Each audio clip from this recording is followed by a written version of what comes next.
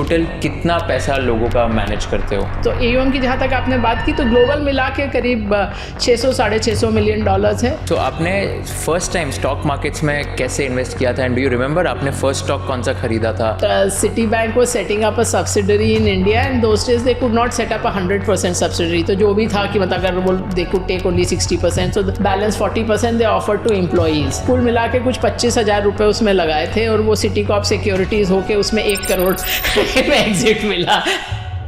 Tesla, Apple वगैरह में जिसको इन्वेस्ट करने का अपॉर्चुनिटी मिली उसने नहीं इन्वेस्ट किया तो वो तो बेवकूफ़ है, but that's not true because both these companies came close to bankruptcy multiple times. Apple तो 17 years after its IPO was at the exact same price. After 20 years after its IPO also it had not even given fixed income returns. And that is why anyone who tells you कि मेरे पास ये जादू की छड़ी है कि मैं बता सकती हूँ कि कौन सा मल्टी बैगर होगा, they are fooling you.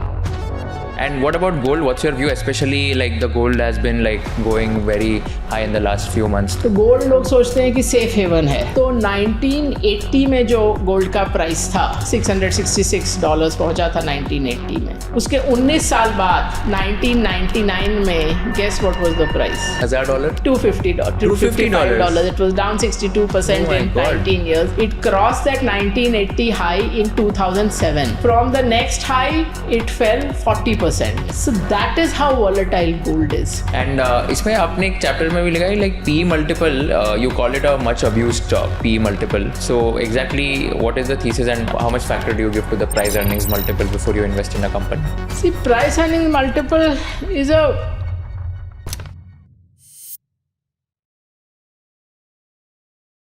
Video देखने से पहले मेरी एक रिक्वेस्ट है आप सबसे। मैं YouTube एनालिटिक्स देख रहा था एंड वहाँ पर देखा कि 82.6% of my audience who is watching this content has not subscribe to the channel. अगर मैंने आपको थोड़ी सी वैल्यू प्रोवाइड की होगी एंड आपको अगर कंटेंट बहुत अच्छा लग रहा है, I request all of you to please hit the subscribe button so that we can bring you the best quality of guest and give you the maximum value possible. Thank you so much for subscribing to our channel and enjoy this entire episode of conversation with Kushal. मैं आपकी नई book देख रहा था, Money Myths and Mantras, and it is so simplified. आपने इतने ज्यादा examples use किए and I love the story of HDFC bank, Apple, Amazon, and आपने एकदम अच्छे से सिंप्लीफाई किया। तो आज का पूरा podcast will be for people to understand investing and क्या गलतियां करते हैं लोग, because especially like after people getting into like all the FNO, trading, cryptos, etc. we need someone to like guide them कि कैसे investing करते हैं. So this is going to be all of that podcast. Right. So yeah I mean simple तो रखने की कोशिश की है। मुझे सोशल मीडिया में किसी ने भेजा कि मेरी 14 या 15 साल की बेटी पढ़ रही है, किसी और ने बोला कि 75-year-old mother is reading it, so all people with no background in finance. तो that I felt happy about because इसमें वही करना भी यही चाहा था कि जो चीज़ है वो सरल तरीके से लोगों की समझ में आए। Yeah, no, absolutely. And I think the objective has been met when I also read it. Like, I think I was very inclined to reading and it was very addictive also. मतलब एकदम ऐसे लग रहा था कि एक flow में पढ़ना चाहिए. So I think kudos to you for doing this amazing job. Thank you. और दूसरी चीज़ मैंने ये भी की कि I dictated the whole book. So it is the language भी conversational है। वो भी कई लोगों ने बोला कि लगता है कि आप बोल रही हैं। मैंने कहा बोल के ही किया है, जिससे कि चीज़ और टीचिंग का थोड़ा मेरे जीन्स में मैं कहती हूँ because both my parents have been professors. सो वो चीज़ बहुत स्ट्रांग रहता है कि एक तो सीखना और फिर सीखने के बाद किसी और को समझाना कि have you looked at it this way, ये देखा है क्या, ऐसे देखा है क्या। राइट। एंड इसमें अभी like before get into the books and understand like the retail investing side, आप आपके बारे में थोड़ा बता सकते हो like as of now at First Global, since you are the chairperson, founder and MD, so उसमें आप टोटल कितना पैसा लोगों का मैनेज करते हो? तो हमारे जब अगर बात हुई बाद में कुशल तो बताएंगे कि पहले शुरू से मैं एसेट मैनेजमेंट में नहीं हूँ। पहले हम दूसरे साइड पे थे, जिसे सेल साइड कहते हैं, कि broking, investment banking. So after I started first global, समझ लीजिए पहले 20 साल तो वो किया और पिछले 10 साल एसेट मैनेजमेंट, पहले ग्लोबल शुरू किया। सो ग्लोबल एसेट मैनेजमेंट पहले शुरू किया and India PMS started only about 5 years ago। तो एक तरह से और लाइसेंस अपने पास उसके ऑलमोस्ट 20 साल से था। उसके बाद ये शुरू किया और उसका कारण बहुत सरल सा था कि मुझे लगता था कि किसी के खून पसीने की कमाई लेना बहुत बड़ी जिम्मेदारी है। तो अगर आप के पास ऐसा कुछ होना चाहिए जिससे कुछ प्रेडिक्टेबिलिटी रहे, कुछ कंसिस्टेंसी रहे, आप कह सकें ऐसा होगा, ये नहीं कि जो मेरा मन किया मैंने ले लिया। अपना पैसा मैनेज करना अलग बात होती है, उसमें आप चाहे जैसा रिस्क लें, उसमें ऐसा होता है कि आपने 10 स्टॉक लिए, 2 ऐसा चल गए कि आपके बाकी के पाप धुल गए। पर मुझे इस चीज़ में बिल्कुल क्लैरिटी थी कि किसी और का पैसा ऐसे नहीं लेना है। तो इसलिए पीएमएस काफ़ी लेट ही शुरू किया और उसका मुझे कोई मतलब वो गम भी नहीं है कि लेट शुरू किया, क्योंकि उसके बाद से फिर वो रिस्क एडजस्टेड रिटर्न, तो एयूएम की जहाँ तक आपने बात की, तो ग्लोबल मिला के करीब 600 साढ़े 600 मिलियन डॉलर्स है यहाँ। India AUM is still small because हम लोगों ने पहले it was really people who were still coming to us, so I think it will be a little below 500 crores just now. Got it. And $600 million, so approximately 5,000 crores Yes. is the amount you manage. Yes. That is surreal and phenomenal. तो इसमें let's go back to your journey as well. मेरे को एक quick question पूछना है. जब आपने licence के लिए अप्लाई किया था back in those days in 90s, तभी आपको ऐसे नहीं बोला किसी ने कि this is like a male dominated industry, आपको तो लाइसेंस नहीं मिलेगा? How was that entire experience? तो आप लाइसेंस का मतलब उस समय सेबी तो थी नहीं कि कोई आपको लाइसेंस मिलेगा, तो ये आप जो मेरा पहला कदम था वो था बॉम्बे स्टॉक एक्सचेंज का कार्ड। नेशनल स्टॉक एक्सचेंज भी, एनएसए भी नहीं थे तब, तो खाली छोटी छोटी स्टॉक एक्सचेंजेस थी और सबसे बड़ी स्टॉक एक्सचेंज थी बॉम्बे स्टॉक एक्सचेंज। तो पहले तो उस समय कुछ ऐसा कैशे भी नहीं था कि स्टार्टअप या बिजनेस कोई बहुत अच्छी चीज़ है कि आप अच्छी खासी नौकरी छोड़ के, उस समय स्टार्टअप तो शब्द ही नहीं था कि आप बिजनेस शुरू कर रहे हैं, इसको कोई बहुत अच्छी निगाह से नहीं देखता था। तो after IIM Ahmedabad I had worked with Citibank for 7 years, so before I quit, so I quit in 93, so अभी 31 years हो गए सिंस आई स्टार्टेड। तो उस समय 2 मेरे लिए ट्रिगर्स थे। ऑफ कोर्स सिटी बैंक में मैं देख रही थी कि अब कुछ और करना है, अब सीखने का उतना ज़्यादा नहीं रहा और बहुत सारे और भी कारण थे, तो मैं तो हर तरह की चीज़ देख रही थी। मैं यहाँ तक कि उस समय जो कहलाता था प्रिंस ऑफ वेल्स म्यूज़ियम, उसके डायरेक्टर से भी मिलने गई, इकोनॉमिक टाइम्स के एडिटर से मिलने गई कि और क्या इंटरेस्टिंग चीज़ कर सकते हैं।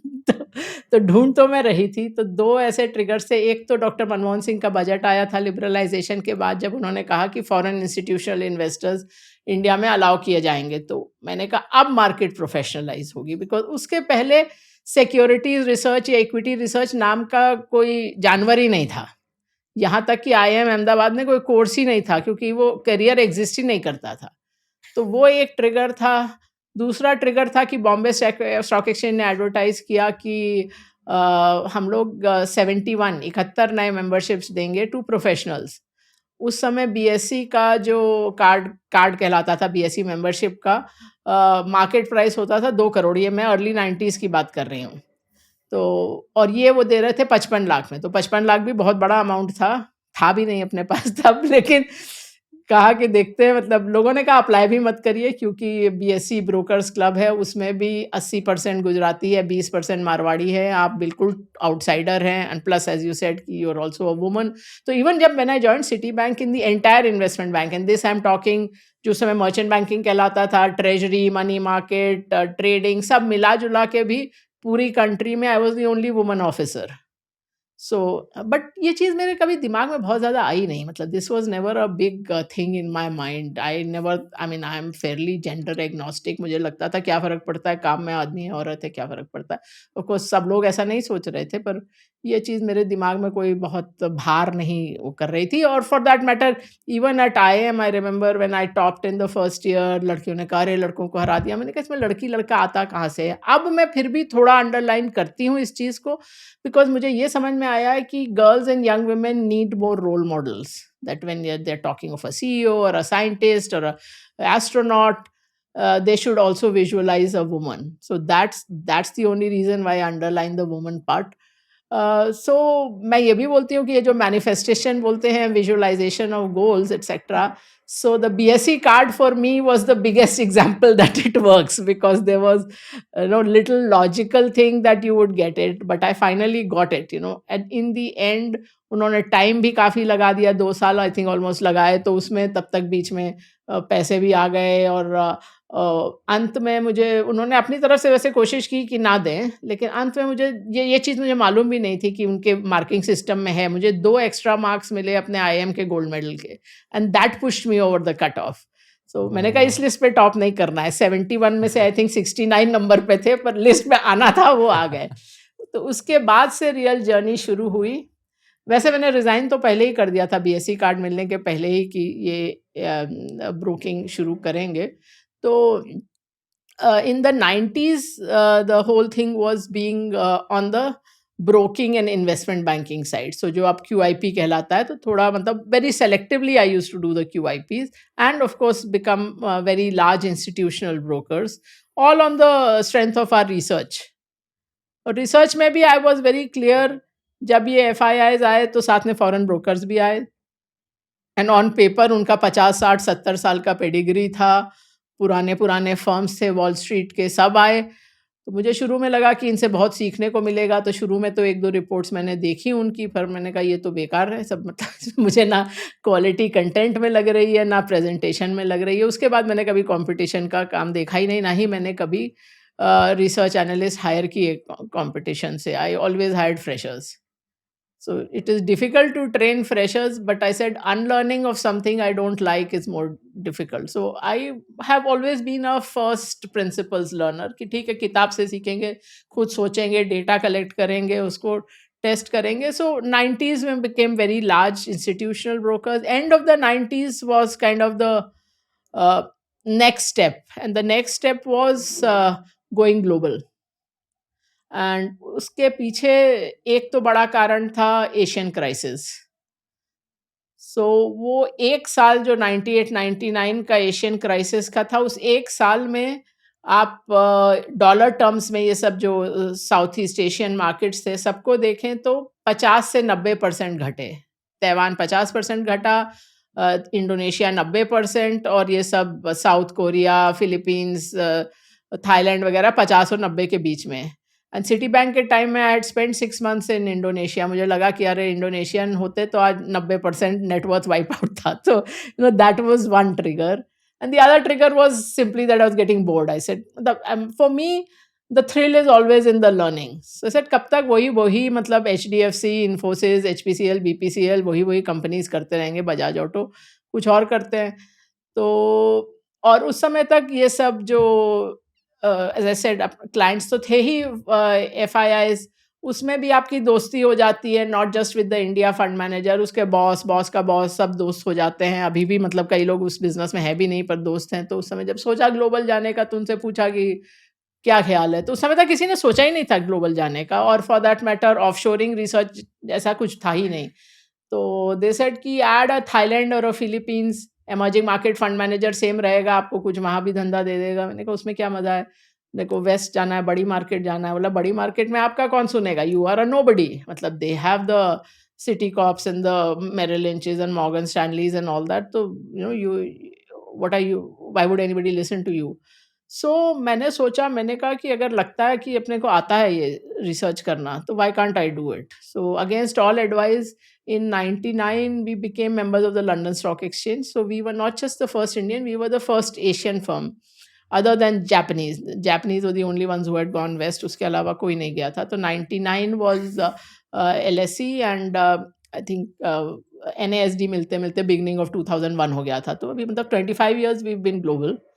And the most heartening thing Kushal इसमें था कि यहाँ तो फिर भी you also know the journalist and editors and this and that, वहाँ you knew nobody. So it was only kind of your work going out anonymously. And in no time we were in Forbes, Fortune, Business Week, Wall Street Journal front page, Barron's, everywhere. I mean, that was really that, that in-depth work stands out.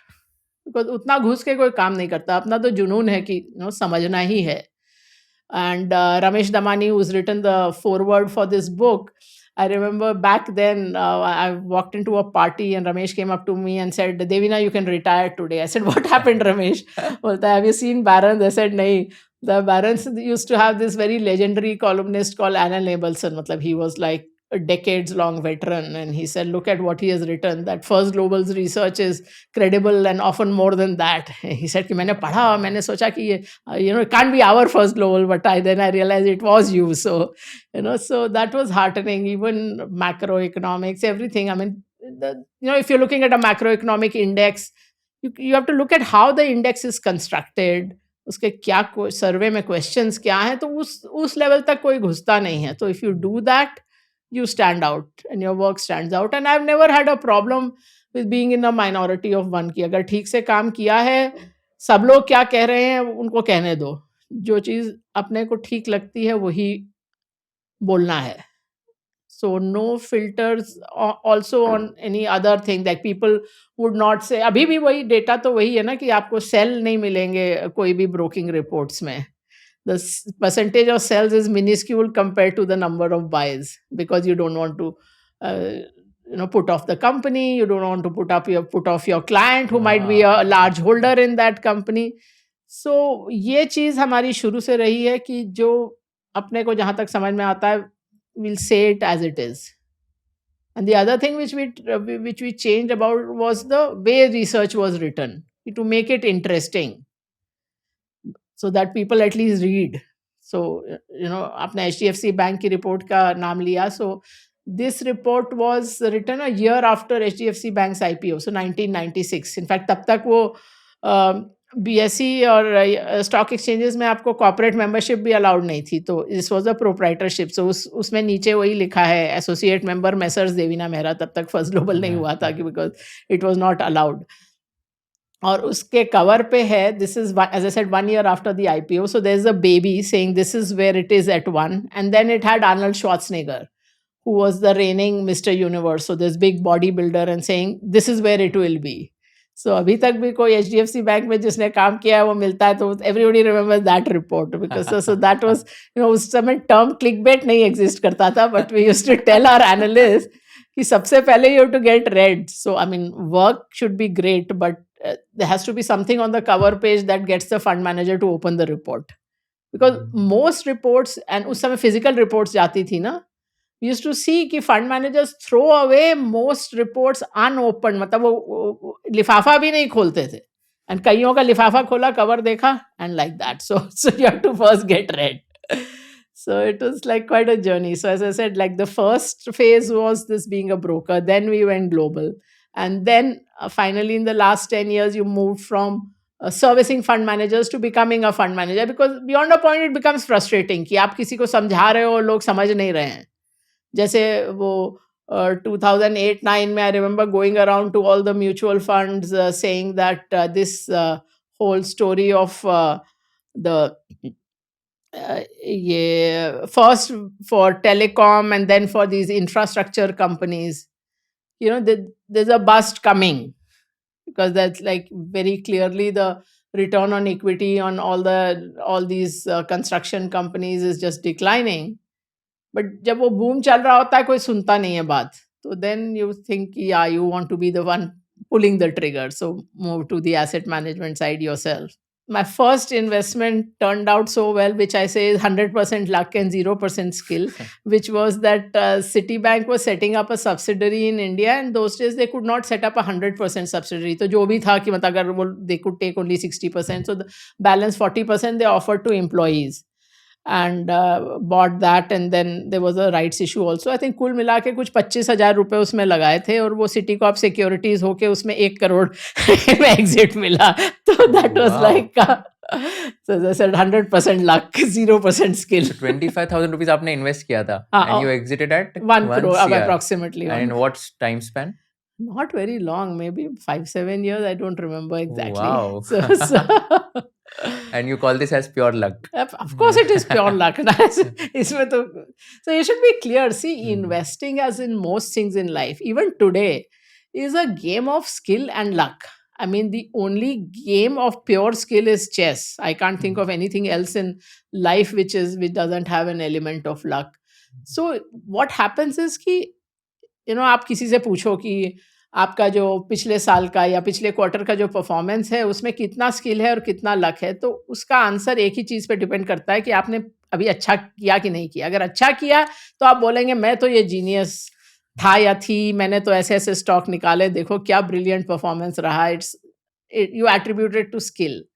अगर नहीं रहा अच्छा performance, तब तो 50 villain हैं। वो company चोर थी, ऑपरेटर ने चला दिया, सेंट्रल बैंक ने ये कर दिया, सरकार ने वो कर दिया। तो then it is all extraneous factors and luck. But in the good part also there is good luck। We all understand the risk or bad luck when something falls, but जब वो अच्छा चलता है उसमें लक होता है, ये चीज़ हम लोग भूल जाते हैं। ये this is a very hard wired bias, it's called attribution bias, कि you attribute successes to yourself and you attribute failures to outside factors. तो you should be clear, luck तो I mean which is why एक चीज़ और भी है कि mistake is not always a bad outcome, कि आपने कहीं इन्वेस्ट किया और वहाँ पैसा डूब गया, या आपने कहीं इन्वेस्ट किया और वो स्टॉक बहुत चल गया। ज़रूरी नहीं है कि आपका डिसीजन ठीक था। ये चीज़ थोड़ा मुश्किल होती है समझना, अपने को भी समझने में बहुत टाइम लगा कि ये this is outcome is doesn't mean what was a mistake. For example आप अगर इंटरनेशनली लें तो आप बोलेंगे कि टेस्ला, एप्पल वगैरह में जिसको इन्वेस्ट करने का अपॉर्च्युनिटी मिली, उसने नहीं इन्वेस्ट किया तो वो तो बेवकूफ़ है। But that's not true, because both these companies came close to bankruptcy multiple times. So the rational decision at a point in time may have been not to invest. Apple though 17 years after its IPO was at the exact same price. After 20 years after its IPO also it had not even given fixed deposit returns, the fixed income returns. उसके तो this is like a huge amount of luck in trajectories of companies also. And that is why anyone who tells you कि मेरे पास ये जादू की छड़ी है कि मैं बता सकती हूँ कि कौन सा मल्टी बैगर होगा, they are fooling you. अभी आज भी मुझे लोग बोलते हैं कि आप बताइए कि अभी आज का एचडीएफसी बैंक या अमेज़न क्या है?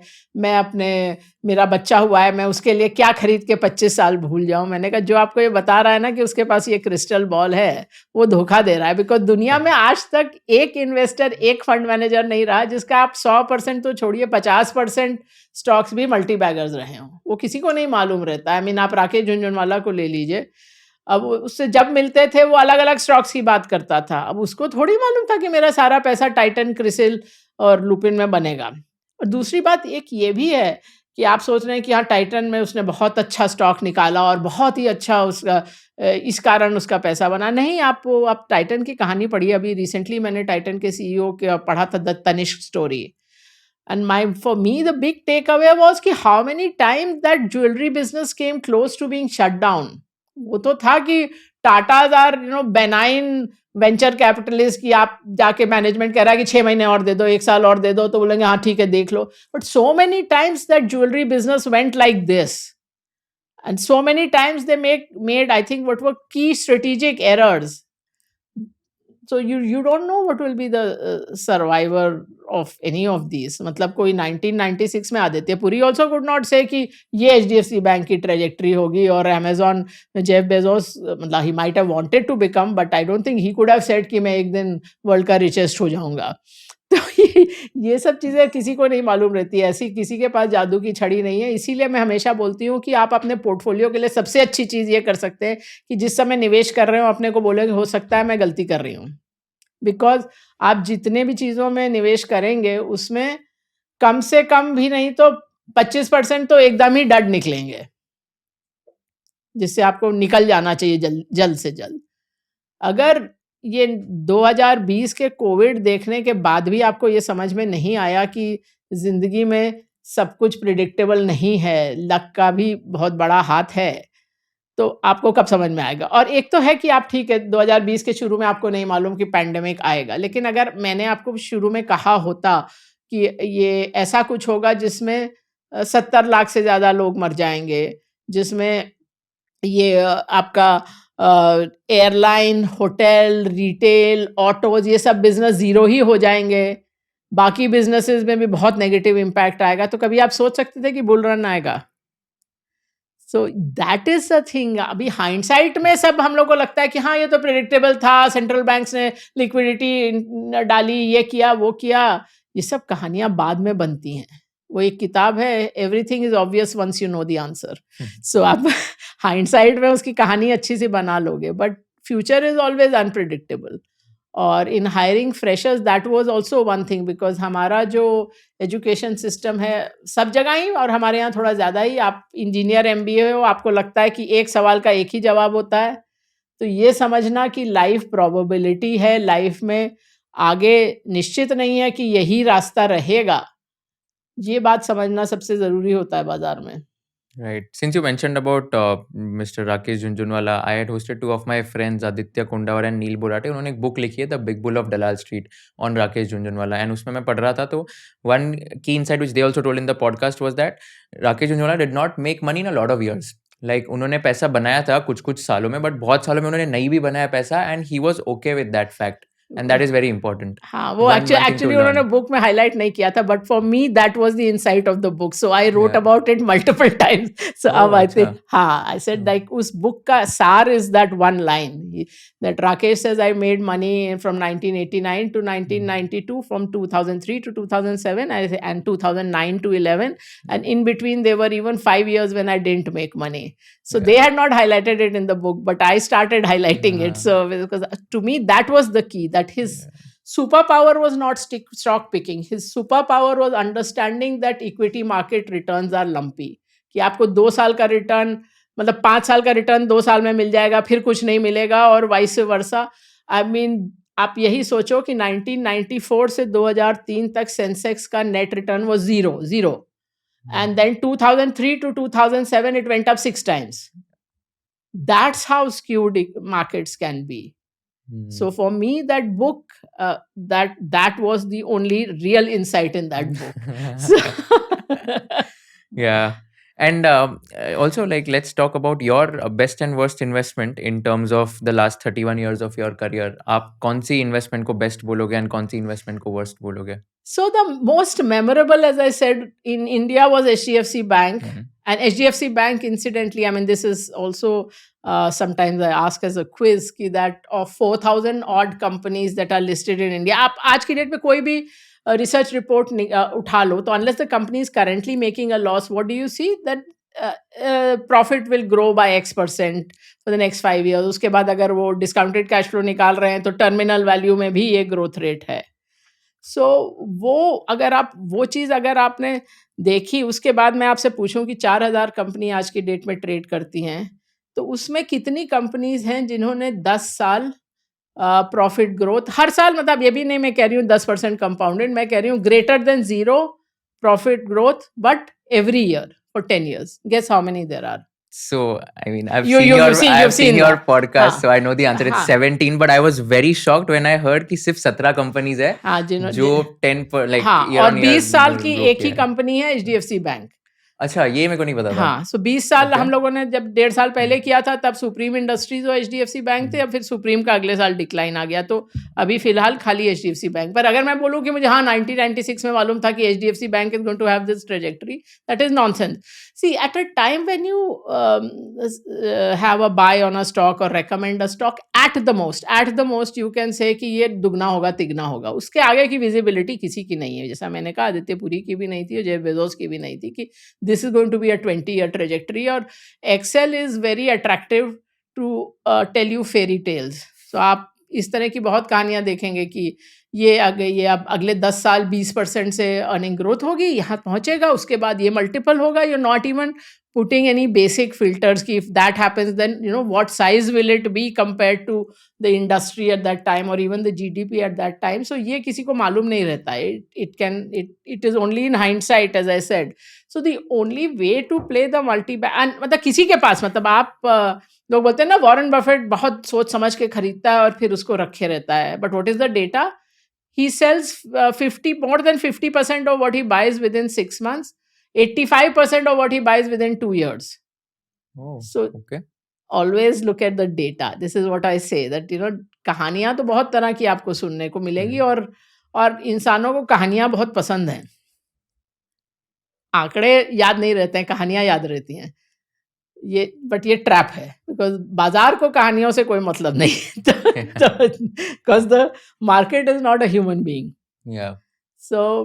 so this was so the most memorable call is one is that and the other in the international markets is Amazon in 2001 we had a strong buy on Amazon at a price of $15 so which अब मतलब आज के उसके split के बाद देखें तो that's 75 cents And not only did we have a strong buy, there was no other buy on Wall Street. उस समय तक everybody had a negative view.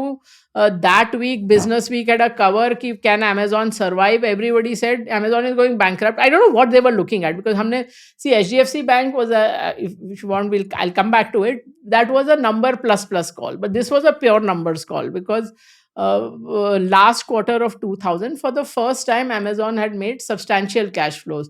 कुछ आई थिंक 220 या 240 मिलियन डॉलर्स बनाए थे. हम लोगों ने उनको फ़ोन किया कि हमको फॉरवर्ड लुकिंग स्टेटमेंट नहीं चाहिए, आप बताइए कि ये कैश फ्लो कैलकुलेशन तो ठीक है ना? उन्होंने कहा हाँ ठीक है. तो हमको लगा कि अब तो मतलब पहली बार ऐसा स्थिति है कि बैंकरप्सी का डर चला गया है. So we had a strong buy. Jeff Bezos even sent us an emails thanking us for the support because we were the only buy on the street. So that's had an amazing run. But as I said, this is in hindsight that these things stood out like that.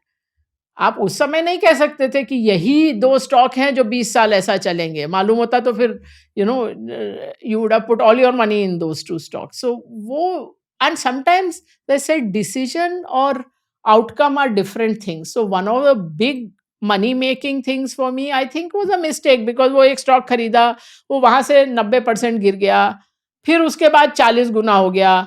So that was for entirely extraneous reasons. So if I look back at the decision making was not good because when it rose, it was for some other reason which I did not know at that point. So you must always be objective about that. कि पैसा बन गया तो इसका मतलब आप genius हैं, ऐसा नहीं है. And sometimes low probability outcomes come out either on the positive or negative side. So हो सकता है मतलब कोई चीज ऐसा out of the blue something happened. जैसे मतलब तनिष्क के केस में बीच में मतलब वो गोल्ड कंट्रोल लॉ चेंज हो गया तो that they went through a crisis because of that and maybe another company might have gone bust in that whole thing. But that's the whole point that you can not foresee everything that happens. So आपने HDFC bank और Amazon, HDFC bank you said 96 में invest किया था, Amazon 2001 and Apple में भी आपने invest किया था right back in those days? Apple was much later. Okay, which year was Apple? Apple I think would be in the somewhere 2007 के आसपास होगा मेरे ख्याल. Got it. So let's spend some time on HDFC Bank and Amazon. So बताओगे like कैसे thesis आपने? As far as HDFC Bank is concerned, एक तो वो सब था ही कि उस समय तक बेसिकली खाली पब्लिक सेक्टर बैंक्स थे. So that there's a smart well run private bank coming तो कुछ शेयर उसको मिलेगी. Plus again, people don't remember HDFC Bank was not a retail bank to start with. It was mainly a wholesale corporate bank. And I have been a corporate banker, so I know this from the inside that it was very difficult to get into the consortium of the good companies. There, HDFC Bank had a special advantage because of the brand name of HDFC. So that opened a lot of doors for them. And also, as I say, because people tell me you say you're a nervous investor in banks, so how come you HDFC Bank? I said HDFC Bank was not a pure numbers call, it was a plus call because HDFC Bank was mostly staffed by ex-City bankers. So Aditya Puri downwards, they were all people known to me. So I was also making a bet on the people. Specifically, their risk head was my last boss in City. And I said, if he's in charge, I know he's conservative. So they're not going to, because in banking, that's the big, see, as an outsider, when people say that, why do you say that you're a nervous investor in banks? I said, that's the structure of banking, that you will always have more negative surprises than positive surprises. कि अगर आप मेरे customer हो, I am a bank and you are my customer, if you do very well तो मुझे कुछ extra नहीं मिलने वाला है, बल्कि आप नेगोशिएट करके 0.5% ब्याज दर कम ही कराओगे.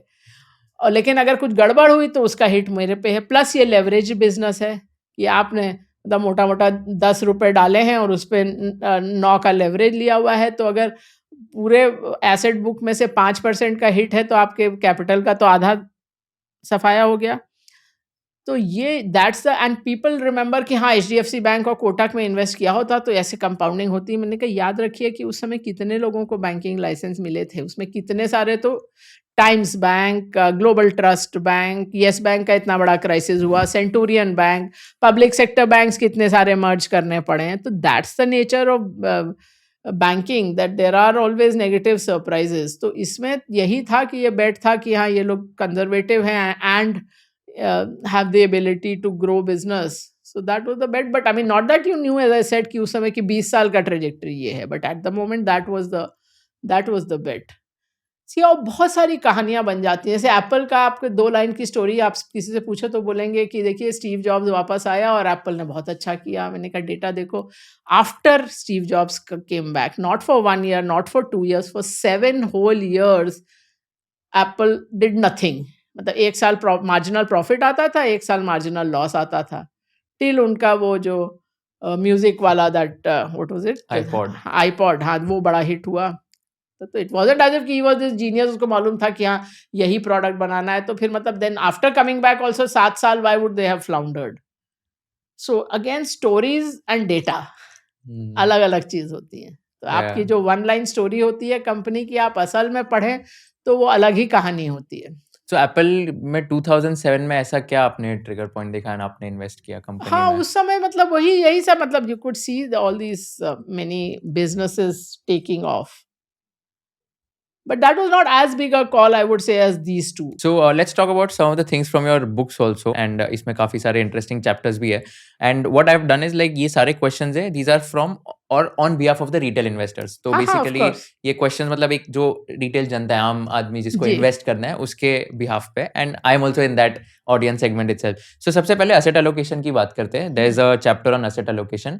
तो असेट एलोकेशन आपके हिसाब से एक यंग अगर 20 टू 23 ईयर ओल्ड है जो ये वीडियो देख रहा है and I know it's a very person specific choice but एक on an average asset allocation कैसा होना चाहिए for a young 22 year old unmarried person who is doing a job in a city like Mumbai, Bangalore और दिल्ली? सबसे पहले तो आपको asset allocation करना ही है कॉन्शियसली। ये this is what I tell people कि लोग सोचते हैं कि निवेश करना है तो मुझे सब कुछ मालूम होना चाहिए इक्विटी मार्केट्स के बारे में, मुझे बहुत अच्छे मल्टी बैगर्स निकालने हैं। तो सबसे पहला जो मैं आपको संदेश देना चाहूँगी वो ये है कि asset allocation decides 80-90% of your returns. So do it consciously. और उसमें भी एक चीज़ और है कि जैसे गूगल मैप में आप खाली अपना डेस्टिनेशन नहीं डालते हो, स्टार्टिंग पॉइंट भी डालते हो। तो सबसे पहले तो आप देखो कि आप अभी कहाँ निवेशित हो। और एसेट एलोकेशन अगर आप बोल रहे हैं रिटेल इन्वेस्टर के हिसाब से, तो वो एक थोड़ा-सा लगता है कि बड़ा फैंसी सा फ्रेज़ है, बट एक बार पहले वो भी मैं समझा दूँ कि एसेट एलोकेशन का मतलब ये है कि आप देख रहे हो इक्विटी मतलब जो आप डायरेक्टली स्टॉक मार्केट में डाल रहे हो या इक्विटी म्यूचुअल फंड में डाल रहे हो, वो सब इक्विटी में आया। फिक्स्ड इनकम में फिक्स्ड डिपॉज़िट से लेके जो आपका टैक्स सेविंग स्कीम्स हैं, फिक्स्ड इनकम म्यूचुअल फंड है, वो सब है। फिर गोल्ड, फिर रियल एस्टेट, चाहे आपने खरीदा हो, चाहे आपके माँ-बाप से आपको मिला हो कि ज़मीन है, फ्लैट है, घर है, जो भी। और फिर हो सकता है क्रिप्टो हो या कुछ और हो। तो पहले आप एक बार देखिए कि कहाँ-कहाँ है और फिर कॉन्शियसली, ये तो एक एसेट का डायमेंशन हुआ। दूसरा चीज़ जो अक्सर भारतीय लोग भूल जाते हैं, वो है कि ज्योग्राफ़ी। ये जो 80-90% रिटर्न आ रहा है, वो खाली आप भारत में ही आप निवेश इधर-उधर करके नहीं होगा। उसमें आपको दूसरा डायमेंशन भी देखना पड़ेगा कि कौन से देश में कितना है। मैं आपको ये एक आंकड़ा दूँ कि जब मैंने काम करना शुरू किया था तो डॉलर ₹12 था। तो एक करियर से कम में आपका 90% के करीब डिप्रिसिएशन हो गया। तो आप यही सोचिए कि आप अगर जो आप बोल रहे हैं यंग हो, तो आप कुछ 15, 20, 30 साल बाद के लिए कुछ प्लानिंग कर रहे हैं, तो ये आप कैसे भूल सकते हैं कि ये होता है। जैसे आप 2010 से 20 में देखें, तो भारतीय बाज़ार का डॉलर रिटर्न 0 था। तो ये चीज़ आप भूलिए मत। सो जो वही बोल रहे हैं कि आप मोटा-मोटा चीज़ आप अगर आप ठीक से पकड़ लेंगे, तो आपने वो एकदम लास्ट का मल्टी बैगर पकड़ा या नहीं, कि वो उसका उतना महत्व नहीं है। महत्व इसका है कि आपका ओवरऑल एसेट एलोकेशन ठीक हो। दूसरा चीज़ मैं बोलती हूँ कि कई बार लोग मुझे यही बोलते हैं कि मैं यंग हूँ, अच्छा जॉब है, तो मैं 100% इक्विटी में डाल दूँ क्या? मैंने कहा नहीं, 100% आप इक्विटी में कभी मत डालिए, क्योंकि इक्विटी में वो पैसा होना चाहिए जो लगभग एटलीस्ट 8 से 10 साल आपको नहीं चाहिए। तो ये आप पहले से सोच लीजिए। और बीच में अप्रत्याशित खर्चे आते ही हैं, नौकरी चली गई, आगे पढ़ने का मन है, घर के लिए डाउन पेमेंट करना है, कोई मेडिकल इमरजेंसी आ गई, तो इसलिए आपको और चीज़ें भी देखनी पड़ेंगी। और आज अनमैरिड हैं, पर आगे क्या प्रोग्राम हो सकता है, शादी के लिए खर्चा चाहिए हो वो भी आजकल एक बड़ा खर्चा हो गया है कि शादी करनी है तो उसके लिए भी चाहिए। तो इसलिए वो ये आपका रूल ऑफ थंब होना चाहिए कि एटलीस्ट जो 8-10 साल आपको पैसा हाथ ना लगाना हो, वही इक्विटी में डालिए, क्योंकि इक्विटी का 1-2 साल का outlook is unknown to everyone. किसी को नहीं मालूम कि अगले 1 साल में निफ्टी का क्या रिटर्न आएगा। ये क्वेश्चन मैंने कभी नहीं आंसर किया। मुझे कभी जनवरी में या दिवाली पे पूछते हैं 1 साल का टारगेट, मैंने 30 साल में कभी वो टारगेट नहीं दिया।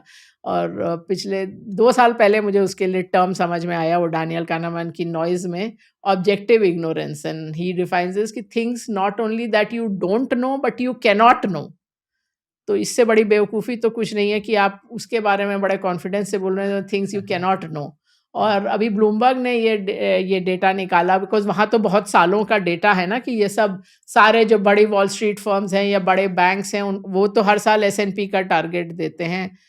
और बोला एवरेज उसमें डिविएशन आप समझिए कितना है, 15%। कि अगर उन्होंने कहा कि मार्केट 5% चलेगा तो वो 20% भी हो सकता है और -10% भी हो सकता है, मतलब उसका कोई मतलब ही नहीं है।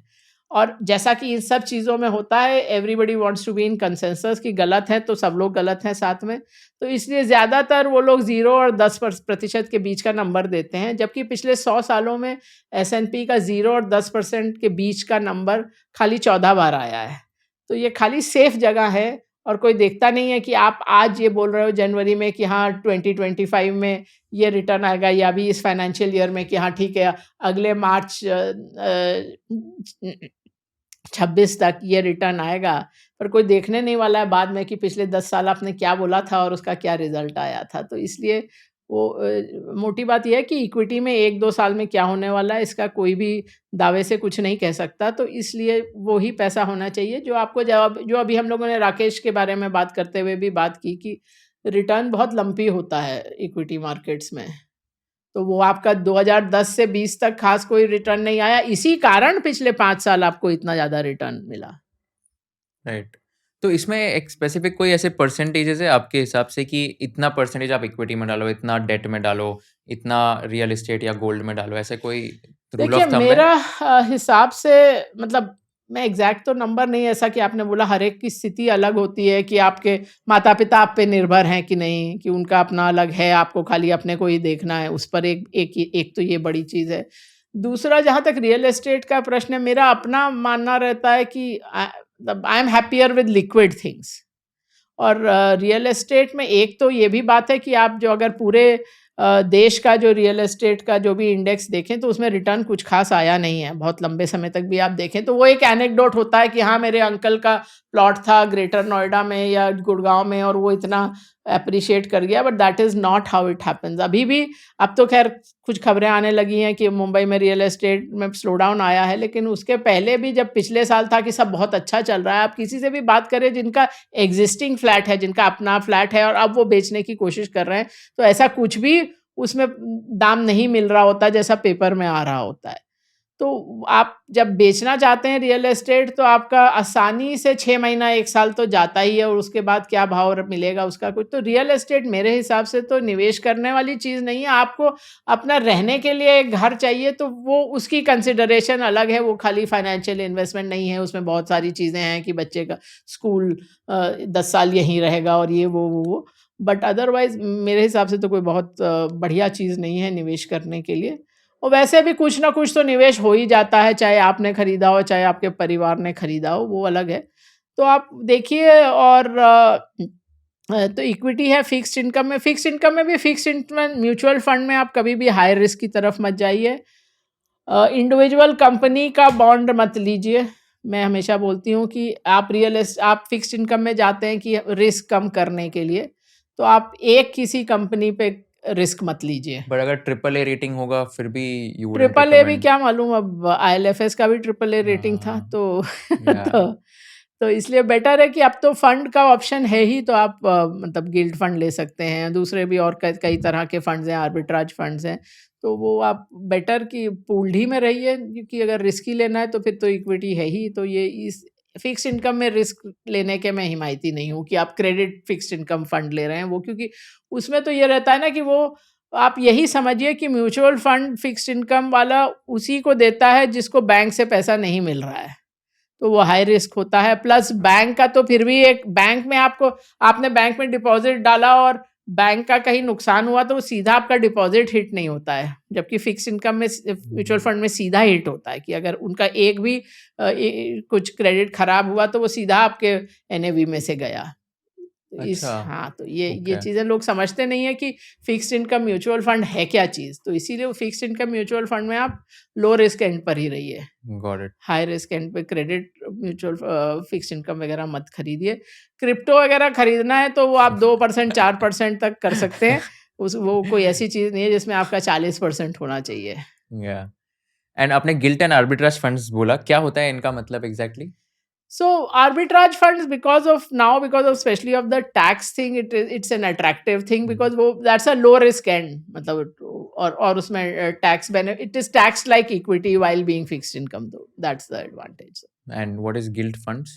Gilt is a government security, so I'm saying that's the low risk end. That's why I was saying gilt is the government securities funds. ठीक है, तो just again coming back to the main question, तो any specific मतलब अभी जैसे equity और fixed income हो गया, रियल एस्टेट में आपने बोला कि इतना ज्यादा लिक्विड नहीं है तो हाँ, मतलब not निवेश preferable. करने के लिहाज से ठीक नहीं है। आपको वही बोल रहे हैं, घर खरीदना है तो उसकी Yeah. कंसिडरेशन अलग है। या let's skip that buying the house thing, but equity, fixed income या डिजिटल गोल्ड या गोल्ड भी हो गया, तो ऐसा कोई मतलब परसेंटेज आप कुछ एडवाइस करोगे कि पेरेंट्स डिपेंडेंट नहीं है and this like person is on their own, so equity fixed income कितना परसेंटेज होना चाहिए on an average? Then maybe 60-65% you can have in equity when if Okay. you truly do not need to touch it for, as I said, 10 years. Okay, got it. And what about gold? What's your view? Especially like the gold has been like going very high in the last few months. हाँ, so I've in fact my the next column in Mint is on gold.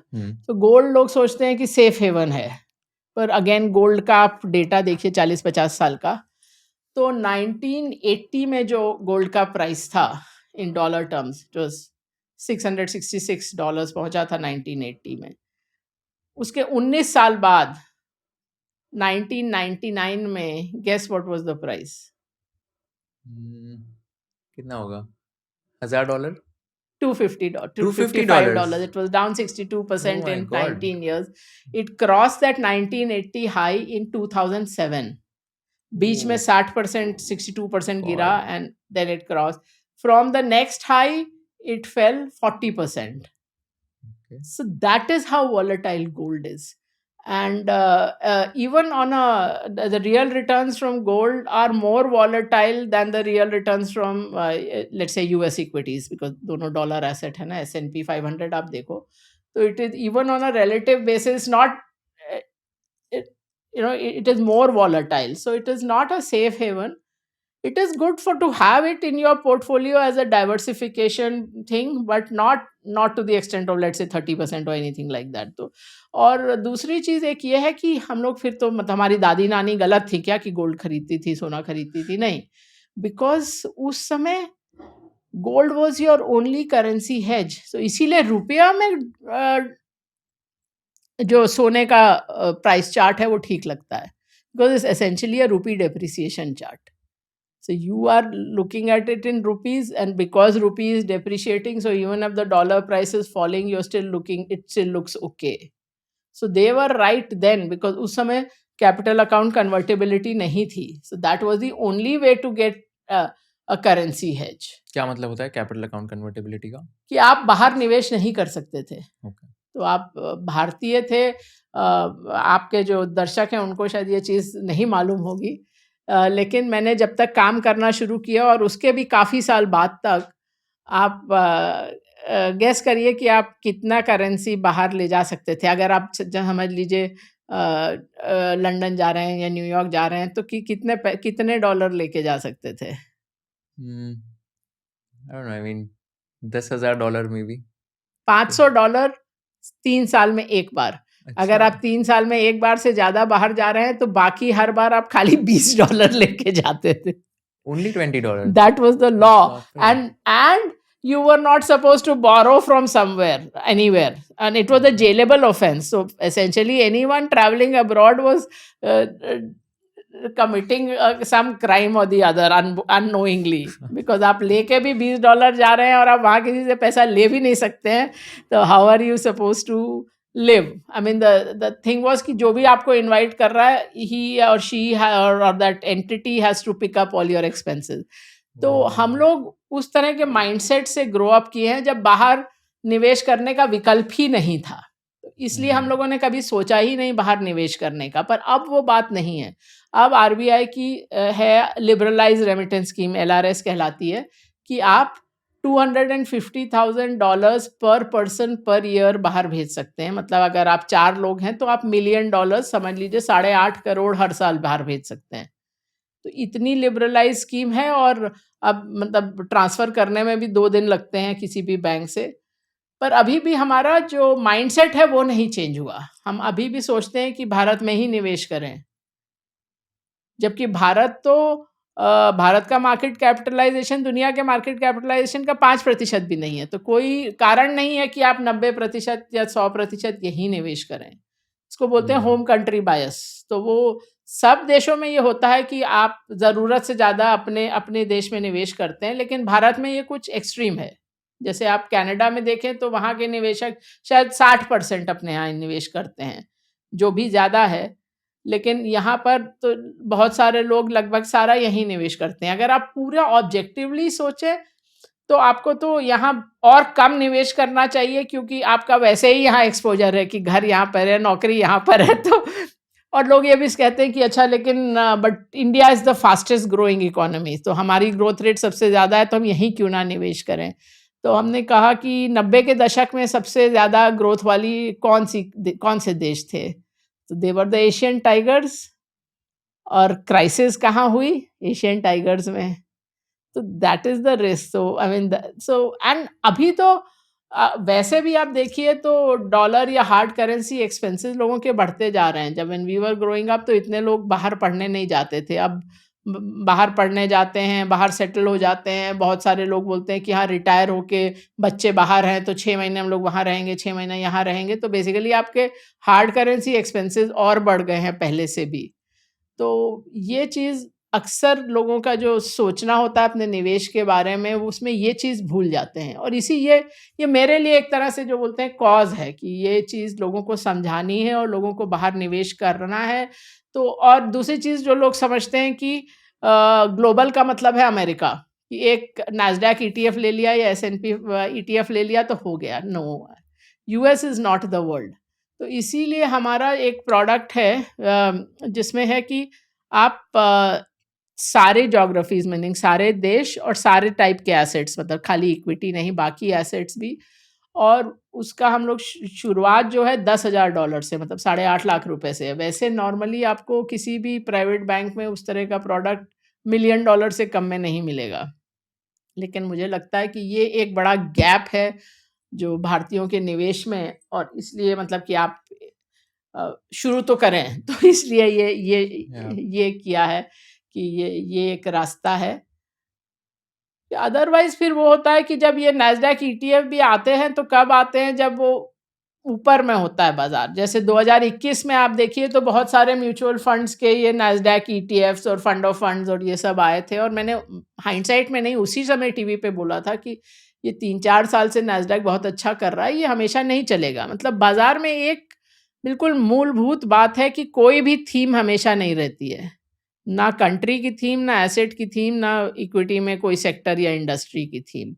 वो बदलती रहती हैं। तो वो जो 2021 का था नैस्डैक, उसके बाद 2022 में Nasdaq was the worst performing index almost in the world. मतलब जो 42 मेजर इंडेक्सेस हैं उसमें आई थिंक 40वें नंबर पे था।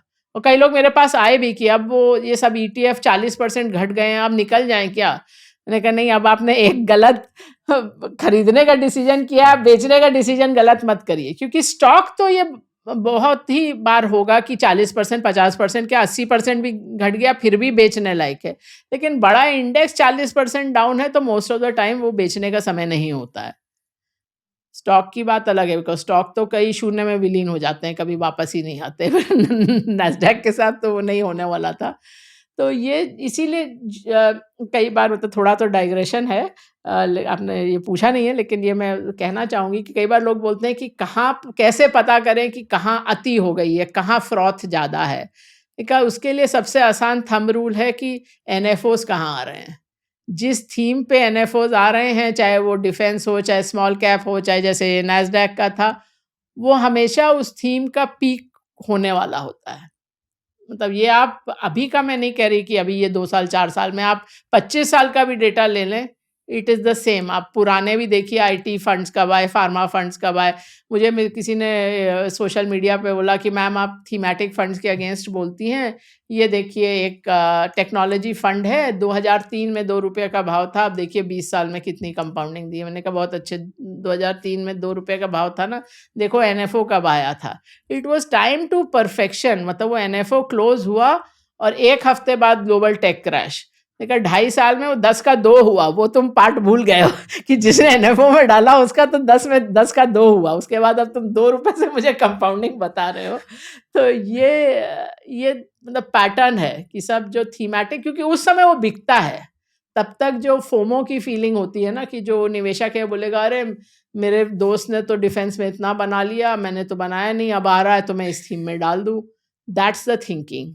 और उसके कारण एयूएम मिलता है, फीस मिलती है, पर निवेशक को रिटर्न नहीं मिलता है। Yeah, I think when you said about the international investing thing, I agree with you. मैं भी मेरे फ्रेंड से जब बात करता हूँ, हमारा exposure is in India only. अगर मैं मेरी भी बात करूँ, मेरे फ्रेंड्स की भी बात करूँ, all of us are invested in the Indian equities, and हमारा तो 100% लाइक इंडियन इक्विटीज में इन्वेस्टेड होता है। एंड आपने बताया कि like international exposure is like a very like good thing, and it's a must for it's a anyone like to have a must. Diversified exposure. मतलब वही जो बोलते हैं, don't put all your eggs in one या basket ना, वो या scars, हम लोग, I call it scars, single country, single currency, single asset risk. Don't scar your portfolio with scars. या Yeah, actually, I mean, that's a very well thought kind of a जैसा कि statement. मैंने बताया ना कि global इसीलिए गए भी थे कि that this is the Mm, risk of being in a single market. अपने को mm. तो वही 25 साल पहले ही समझ में आया था कि ये this is the risk, so one has to diversify out of but that आपने रिस्क। जैसे बताया कि when we think global, US is the country that comes, but US is not the only country. तो आपके हिसाब से like अगर एक रिटेल इन्वेस्टर है, उसको इंटरनेशनल इन्वेस्ट करना है, तो कैसे अपॉर्चुनिटीज आइडेंटिफाई करे, एंड इंडिया में बैठ के कैसे देखे कि ओके कौन सी कंट्री में इन्वेस्ट करूँ, कहाँ पे इन्वेस्ट करूँ? इतना आसान नहीं है, इसीलिए हम लोगों ने ये प्रोडक्ट बनाया है, हम्म, बिकॉज़ ही और इसका इसी कारण बहुत सारे लोग जो इंडिया में ग्लोबल प्रोडक्ट ऑफ़र करते हैं, वो बहुत ही सिम्प्लिफाइड प्रोडक्ट, या तो ये नैस्डैक टाइप या ग्रेटर चाइना, और या फिर आपको जो 10 स्टॉक यूएस में मालूम है और या 3 स्टॉक चाइना में मालूम है, आप उन्हीं का बोल रहे हो, because these companies are complex companies. So हमने तो 99 से कवरेज शुरू किया है ना, तो हम्म, इसलिए अपने को समझ में आता है। And now we also put an artificial intelligence machine learning system, so now we can look at 20,000 plus securities internationally, but वो संभव नहीं है। मतलब रिटेल के लिए तो मैं क्या बोलूँ, even fund houses do not have the skill, yeah, इसीलिए they are selling what only thing they know. और एक चीज़ और भी है, जैसे जो आपको बोला कि US is not the world, मतलब उसका मैं आपको हिस्टोरिकली भी बता दूँ, तो जैसे 2003 से 2007 का पीरियड था। अब it wasn't even as if कि US was coming off a high, because वो 2000 के बाद का जो टेक क्रैश था, उसके बाद it was still in the doldrums. मतलब वो जो 2000 का नैस्डैक का हाई था, वो क्रॉस करते-करते 15 साल लग गए। 2015 में जाके डिसाइसिवली या नैस्डैक ने वो हाई क्रॉस किया आफ्टर 15 लॉन्ग ईयर्स। सो उस समय even though it was already somewhere in the bottom and, still in those 4.5 5 years, the total return from US markets was only 66%, while emerging market index went up 3.5 4 times। मैंने India का बोला 6 गुना हो गया, Brazil I think 10 times। So at that time see again stories follow. So जब ये सब चल रहा था, तो तब हुआ कि अरे US is over as a country, now it is the century of India and China. तब वो ब्रिक्स का एक्रोनिम भी तभी आया। फिर उसके बाद यूएस आउट परफॉर्म करना शुरू कर गया, तो वो कहानियां भूल गए लोग। तो so the it is like the world is like a giant wheel. If you look at countries, if you look at asset classes, तो वो कुछ ऊपर जाता है, कुछ नीचे जाता है, ऐसे ही चलता है। मतलब कभी कभी होता है, जैसे 2022 में हुआ, जब सभी लगभग सभी कुछ नीचे गया, but that's an outlier year. Most times you get opportunities somewhere or the other. yeah, got it. And since you've analyzed so many companies across the world, तो आपके हिसाब से like in your analysis and study ऐसे कौन से underrated countries है जहाँ पर अपॉर्चुनिटीज ज़्यादा है in terms of investments? See, that keeps changing. So that's why हम लोग हर quarter we rebalance both for India and globally, we rebalance and we rebalance from scratch, meaning कि आज हमारे पास कैश हो तो हम लोग कहाँ इन्वेस्टेड होंगे, because we do not believe in having high conviction कि मैं आपको बोलूँ कि अरे अगले 5 साल तो ये थीम चलने वाली है. But take one of the big banks we were talking to for distribution said that, can you give us a write up on your high conviction ideas? And we gave a 3-page write up on why we do not have deliberately, consciously, and as a system we do not have high conviction ideas. Because high conviction का क्या मतलब है कि आपने वो story, आपको ये बहुत भा गई और आपने एक तरह से उस स्टॉक से शादी कर ली, तो यही तो नहीं करना है. तो आपको डेटा पर जाना है, जब तक डेटा अच्छा है तब तक ठीक है. अब जैसे Tata Elxsi once upon a time made us a lot of money, but when the system showed कि हो गई उसकी कहानी, we got out and now it actually had earnings decline of late. So stories change. As I said only 17 companies 10 साल भी any profit growth दिखा रही हैं. तो फॉर मी टू से कि हाँ आई नो कि इस कंपनी का इतना ही अच्छा ट्रेजेक्टरी होगा, I don't know. I mean that's there is the company को नहीं मालूम होता कि 2 साल बाद क्या प्रॉफिट आएगा, एंड लोग अपना मतलब छाती ठोक के बोलते हैं कि हमको मालूम है इसका क्या होगा. तो वो कहानी, and the interesting thing about storytelling is that you tell a story enough times, you yourself start to believe it. So कई फंड मैनेजर्स तो उसमें भी मिसलीड हो जाते हैं कि कहानी सच्ची झूठी सुनाते सुनाते वो खुद भी उसको बिलीव करने लगते हैं. तो इसलिए even to evaluate your financial advisor or fund manager or whoever, everyone has very good stories on how they identify stocks. Ask them about when they sell, what is the risk management, and you'll find ki, there's far less in-depth thinking on that side for most people. But the real value add for an active strategy is risk management. Got it. कि Interesting. Market 30% घटी तो आप 30% ना घटो. That is what a active fund manager should. Yeah. Very interesting. Just on the small cap, mid cap, large cap allocation theme, you have said in a lot of your interviews in the past few months, years as well, that you are now staying away from small cap and going to mid cap and large cap stocks. तो क्या ऐसा reason है कि आप small cap को avoid कर रहे हो? एंड एक यंग रिटेल इन्वेस्टर का क्या माइंडसेट होना चाहिए कि कौन से स्टॉक, मतलब कौन से large cap, small cap, mid cap, क्या एलोकेशन होना चाहिए? सी एक तो ये बात है कि अब जो सेबी का डेफिनेशन है large cap, mid cap, small cap, वो now they do not have market cap bands. अब उनका है वो top 100, next 250 like that. So actually अब वो जो क्लासिफाई करते हैं mid cap, those are fairly large cap and a large part of the small cap also. अब तो खैर भाव घट गए, but at one point I had seen कि स्मॉल कैप का cut off was some 32,000 crore market cap, which is actually quite high. So our focus on this is only again from the risk management side, because investing is a loser's game. We can discuss that little later, which is that your first strategy has to be not to lose big money. So हम लोग जो अपना risk management के हिसाब से देखते हैं, उसमें हम लोग कहते हैं कि we don't look at stocks below 1,000 crore market cap, and between 1 and 5,000 is where we monitor carefully. Because वो सब स्टॉक्स ऐसे होते हैं कि जब चल रहा है तब तो वॉल्यूम भी है, घटने लगेगा तो वॉल्यूम भी गायब हो जाएगा, there would be no exit. So that's why you need to be careful. So for example हम लोग का नॉर्मली दैट बिलो 1 to 5,000 वाला जो बैंड है, उसमें normally had about 13-14%. We've gone as high as 22%, but last 1 year we were in the 6-7% range. We knew it would hurt relative performance कि लोग वहाँ overweight जा रहे हैं, और अपने को भी नजर आ रहा था कि momentum है, but do you want to take that risk of that riding that momentum? So we always are manage things conservatively. So last year कई बार लोग मुझे आके भी कहते थे कि we want to take high risk and get high returns. Why are you not offering that strategy? And I said कि high risk से एक ही चीज certain है, high risk of losses. High return कोई नहीं लिख के दे रहा है कि आपको मिल जाएगा. तो वो, और एक चीज जो मैं आपके जो दर्शकों को बताना चाहूंगी, क्योंकि बहुत सारे लोग नए भी हैं जिन्होंने कोविड के बाद ही एक ही तरह की मार्केट देखी है, तो कि उसमें बहुत सारे जो स्मॉल कैप स्टॉक्स में 2-3 चीज़ याद रखने वाली है. एक तो कि जो एक तेज़ी में चलते हैं स्टॉक, उसके बाद गिरता है मार्केट, फिर जब दोबारा चलता है तो वही स्टॉक ज़रूरी नहीं कि चलेंगे. जो एक तेजी वाले स्टॉक होते हैं उसमें बहुत सारे शून्य में विलीन हो जाते हैं। जो हम लोग बोल रहे हैं कि आज की डेट में 4 सवा 4 हज़ार कंपनी ट्रेड होती हैं, आप टोटल लिस्टिंग्स आज तक की गिनिए तो वो तो उससे कई गुनी है। उसमें कई सारे कितने स्टॉक्स हैं जो अब ट्रेड ही नहीं होते हैं। मतलब 90 के दशक में कोई-कोई साल थे जब 1200-1300 तक भी लिस्टिंग हुई हैं और वो स्टॉक गायब हो गए। वैनिशिंग कंपनी स्कैम भी हुआ था, जो लोगों को याद नहीं है कि मतलब कितनी खासकर गुजरात की बहुत कंपनीज़ थी जिन्होंने मतलब लिस्टिंग करी और उसके बाद उनका कोई अता-पता नहीं रहा।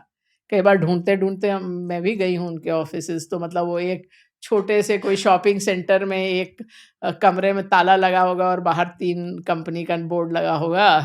तो हुँ। वो तो तो ये सब लोगों ने देखा नहीं है। और आप अगर पूरा एग्रीगेट बेसिस पर भी देखें तो जो स्मॉल कैप इंडेक्स मैं इंडेक्स पर भी बात करूं तो जो 2008 का हाई था स्मॉल कैप इंडेक्स का, it came down 80% from there, मतलब 78% अगर मैं एग्जैक्ट आंकड़ा दूं 78%। और ये स्कूल का गणित मत भूलिए कि कोई चीज़ 80% गिरती है तो 5 गुना होती है तब आप ज़ीरो पे आते हैं। There was another mad bull run in around 17-18, उसके बाद फिर 2/3 गिरा, 2/3 गिरा। तो ये this is the nature of the beast and this I am talking at the index level. और लोग बोलते हैं नहीं मतलब इंडेक्स गिरा भी तो मेरे स्टॉक्स नहीं गिरेंगे, मैंने बहुत ध्यान से चुने हैं। तो जो 2008-9 में गिरे थे उसमें से कितने स्मॉल कैप स्टॉक्स नहीं गिरे थे? 1%। जो 16 वाह! जो 18-19 का गिरावट थी उसमें कितने नहीं गिरे थे? 8%, 8%। सो आप इतने जीनियस नहीं है कि आप खाली वही 8% और 1% में रहेंगे। तो the point as I said was that investing is a loser's game, so you have to play to not lose. आपको छक्का लगाने की अ, हर बॉल पे चेष्टा नहीं करनी है, आपको इसमें आपका कंसंट्रेशन होना है कि आउट नहीं हो जाएँ। तो hmm. Which means that don't take a crippling blow on your capital. और मतलब बड़ा लॉस नहीं करने के लिए आपको छोटे लॉस करने पड़ेंगे। तो रिस्क मैनेजमेंट में आप हमेशा ट्रेलिंग स्टॉप लॉस रखिए, लेकिन ये नहीं करिए कि ऐसा अगर आप जैसे और परसेंटेजेस आर नॉट सिमेट्रिक। तो कोई चीज़ अगर आप 50% अगर गिरता है आपका पोर्टफोलियो तो उसको 100% ऊपर जाना पड़ेगा ज़ीरो होने के लिए। या एंड इसमें आप ये कैसे आइडेंटिफाई करते हो कि if you have to invest in a stock and आपको इवैल्यूएट करना है, सो अगेन क्वांटिटेटिव होगा एंड क्वालिटेटिव होगा। कोई ऐसे स्पेसिफिक क्वांटिटेटिव फैक्टर्स आपके दिमाग में होंगे कि ये रेशियोज़ देखने हैं, ये this is a good ratio and then you invest in a stock, what are those factors? See, now all our expertise has been coded into the system. So the system looks at, we start with hundreds of factors and then whittle it down to maybe a few dozen. और उसमें भी हर factor का बहुत सारा nuance होता है। जैसे कि हम लोग ग्रोथ देखते हैं, राइट, अर्निंग का या सेल्स का। Growth is first derivative, right. उसके आप उसका सेकंड डेरिवेटिव देख सकते हो विच इज वेलोसिटी का acceleration, and third derivative which is jerk.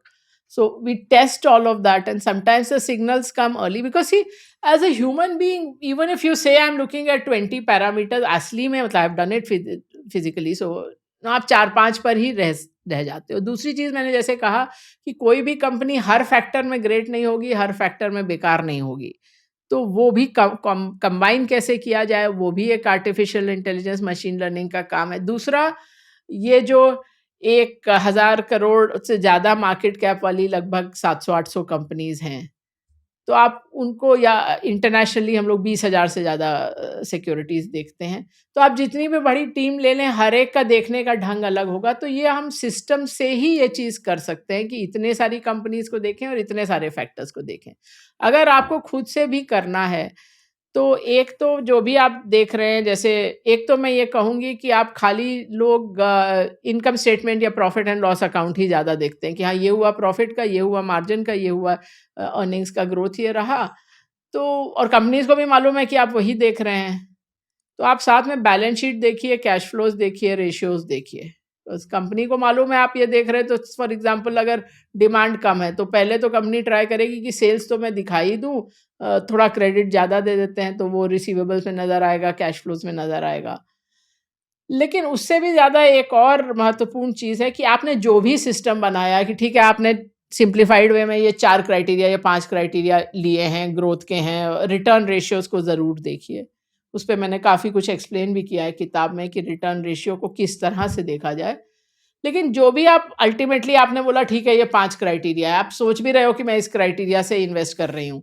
पर आपका एक्चुअल पोर्टफोलियो में देखूँगी ना तो ज़्यादातर टाइम आप देखोगे कि वो जो आपने असली में जिसमें निवेश किया उसमें वो क्राइटेरिया भी नहीं मीट हो रहा है। तो ये एक और चीज़ है कि आप जो भी सिस्टम बनाएँ कम से कम उसको इम्प्लीमेंट करें। उस पर ये नहीं कि सोचा तो कि मैं ये सब करना है, लेकिन फिर उस दिन टीवी पे कुछ किसी से सुना, टेलीग्राम ग्रुप पे सुना, दोस्त ने पार्टी में बोला और वहाँ पर जाकर निवेश कर दिया। तो और रिस्क मैनेजमेंट में भी 2-3 चीज़, एक तो ट्रेलिंग स्टॉप लॉस जो मैंने इसमें समझाया है वो लगाइए। एक दूसरा देखिए कि आपके सपोज़ 20 स्टॉक भी हैं लेकिन हैं 2 ही 3 इंडस्ट्री में, तो वो आपका कोई डाइवर्सिफ़िकेशन नहीं हुआ क्योंकि वो इंडस्ट्री के स्टॉक साथ में चलते हैं। तो आप मतलब अगर आपने बैंक और एफएमसीजी के 6-6 स्टॉक लिए हुए हैं तो वो एक ही स्टॉक की तरह मोर और लेस जाएँगे।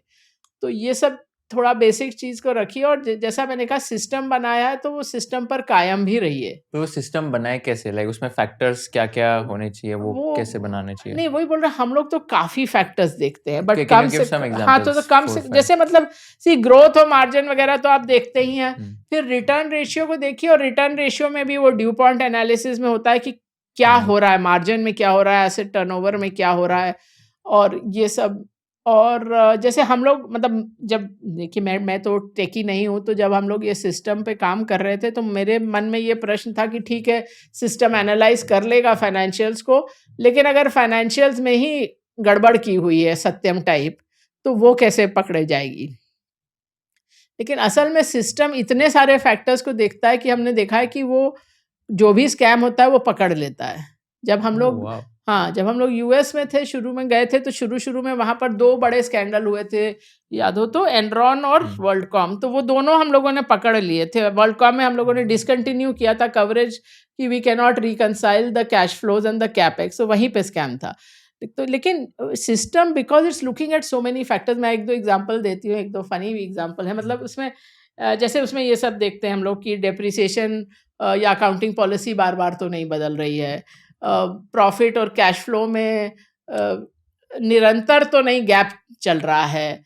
और जो क्वार्टरली अर्निंग्स में ऐसा लग रहा है कि अर्निंग्स मतलब अर्निंग स्मूथनिंग की हुई है, वो सब चीज़। और एक फैक्टर जो अभी भी भारत में काम कर रहा है, यूएस में काम करना बंद कर दिया, वो है टोटल कॉम्पेंसेशन टू ऑडिटर्स कि अगर वो ज़्यादा बढ़ रहा है तो वो दैट्स अ रेड फ्लैग। तो हम लोग शॉर्ट तो कर नहीं रहे हैं, तो हम लोग के लिए तो हाँ, ये अवॉइड हो जाते हैं कि ये सब कारणों से अवॉइड हो गया। पर एक तो वही है कि आप प्रॉफ़िट एंड लॉस अकाउंट के बियॉन्ड जाइए। अर्निंग स्मूथनिंग का क्या मतलब होता है? अर्निंग स्मूथनिंग की आप ये एविडेंस है कि आप मतलब अर्निंग मैनेज कर रहे हैं दिखाने के लिए कि ऐसे मतलब एक स्मूथ वे में अर्निंग्स ग्रो विंडो कर रही ड्रेसिंग हैं। बोल रहे हो क्या आप? लाइक हाँ, टाइप ऑफ विंडो मतलब ड्रेसिंग? बेसिकली आप अर्निंग्स को एक इन्फ्लेट कर रहे हैं या मतलब ऐसे मतलब कि मैनेज कर जो रहे हैं? एक्सपेक्टेशन है उसके अनुसार ही चलें। हुँ, ये बहुत साल पहले मतलब ये मैं 20 एक साल पहले जनरल इलेक्ट्रिक जीई का हम लोग सोचते थे कि इतनी कॉम्प्लिकेटेड कंपनी है, इतने-इतने डिवीज़न है, इतनी कंट्रीज़ हैं, फिर इतनी प्रेडिक्टेबल अर्निंग हर साल कैसे हर क्वार्टर में कैसे आती है? स्पेशली उनका फाइनेंस भी बहुत बड़ा उसमें था। वो बहुत साल बाद फिर खुला कि हाँ, जैक वेल्च जो उस समय इतना बड़ा मैनेजर माना जाता था कि वो कर रहा था ये सब। तो तो अच्छा। So basically earning smoothening as in like कि एक कंपनी है जो प्रेडिक्ट कर पाती है earnings for the next quarter and वो बेसिकली एकदम ऐसे सेम हाँ, मतलब इस वो पे रख रही हाँ, है। वो सो उसमें that is a red flag that's a according red flag if it is to even, too हाँ, predictable. Okay, got it. And any other factors ये तो नहीं डेप्रिसिएशन हाँ, वगैरह? हाँ मैंने बोला ना कि आप ये सब देखिए पूरा। और एक चीज़ और मैं कहती हूँ कि जितना भी आप पीछे जा सकें, जस्ट हुँ, लोग बोलते हैं ना पिछले साल ये हुआ या 2 साल से आप अगर कंपनी की हिस्ट्री है तो जितनी लंबी हिस्ट्री है आप पूरी हिस्ट्री देखें। तो उसमें आपको हुँ, नज़र भी आएगा कि जब फॉर एग्ज़ाम्पल कोई ऐसा सिक्लिकल बिज़नेस है जैसे स्टील है या सीमेंट है कि जब पिछली बार डाउनटर्न आया था तब कैसे मैनेज किया था, तब कि क्या हुँ, रिसीवेबल डेज़ में क्या हुआ था, पेएबल डेज़ में क्या हुआ था, रिटर्न्स में क्या हुआ था। तो ये सब ऐसे तो थोड़ा-सा मतलब आई डोंट नो कि ले इन्वेस्टर के लिए तो थोड़ा कॉम्प्लिकेटेड हो जाता है।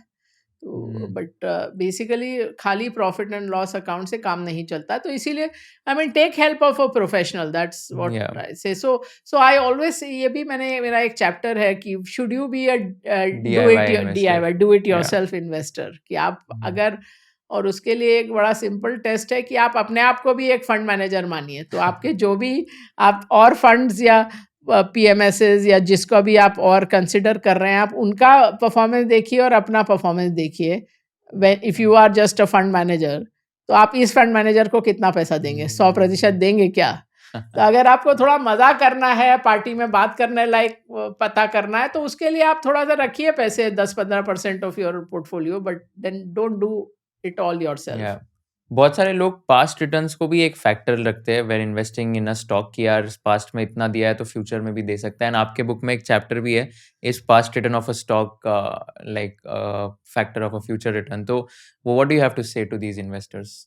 You cannot see trajectories change. So not just a stock, I would say कि आप whenever you chase the asset that has done well of late, or the theme that has run well, or the strategy, जैसे value या growth, जो भी आप अगर आप rear view window से, मिरर से ही देखोगे कि हाँ इसने अच्छा किया, जैसे अभी आजकल सबको लगता है कि गोल्ड में और डाल दें क्या, कि अभी गोल्ड ने अच्छा किया, तो वो अगर आप ये कंसिस्टेंटली ये करोगे तो आप कंसिस्टेंटली अंडर परफॉर्म करोगे, मतलब दैट्स अ डेटा, अच्छा। कि आप जो प्रीवियस पीरियड में जिसने अच्छा किया है उसके पीछे भागोगे तो वो आपको रिटर्न नहीं देगा। तो अभी जब, और जैसे कई लोग अभी पूछ रहे थे जब मार्केट डाउन था कि निवेश बंद कर दें, एसआईपी बंद कर लें, पैसा निकाल लें, मैंने कहा जब ये प्रश्न आता है ना आपके दिमाग में, वही समय होता है जब निवेशित रहना चाहिए, to the extent of your equity allocation, Yeah. Just repeating that again. But जब लगता है कि बहुत आसान है पैसा बनाना, जो छुओ वही सोना बन जा रहा है, तो उस समय आपको थोड़ा सा सतर्क रहना है। Can you give some examples of data points? जैसे पिछले साल 2024 everybody was gung-ho. I mean, let alone small investors. I had family offices coming to me and saying कि I don't have unrealistic expectations. आप 30-35% compounding दे दीजिए, बहुत है। मैंने कहा 30-35% compounding, you understand what you are saying? But that was the माहौल उस समय, तो वही था कि जो सब कुछ, मुझे मेरे एक आरएम ने भी आके बोला कि मुझे कोई डिस्ट्रीब्यूटर बोल रहा है कि आपकी मैम को सुनना तो बहुत अच्छा लगता है, पर वो तो मदर टेरेसा की तरह बात करती है, ऐसे थोड़ी चलेगा, तुम लोग स्मॉल कैप स्कीम लॉन्च करो। सो वो जब उस तरह का माहौल होता है ना कि सब कुछ अच्छा ही अच्छा करेगा, उस समय सतर्क रहिए।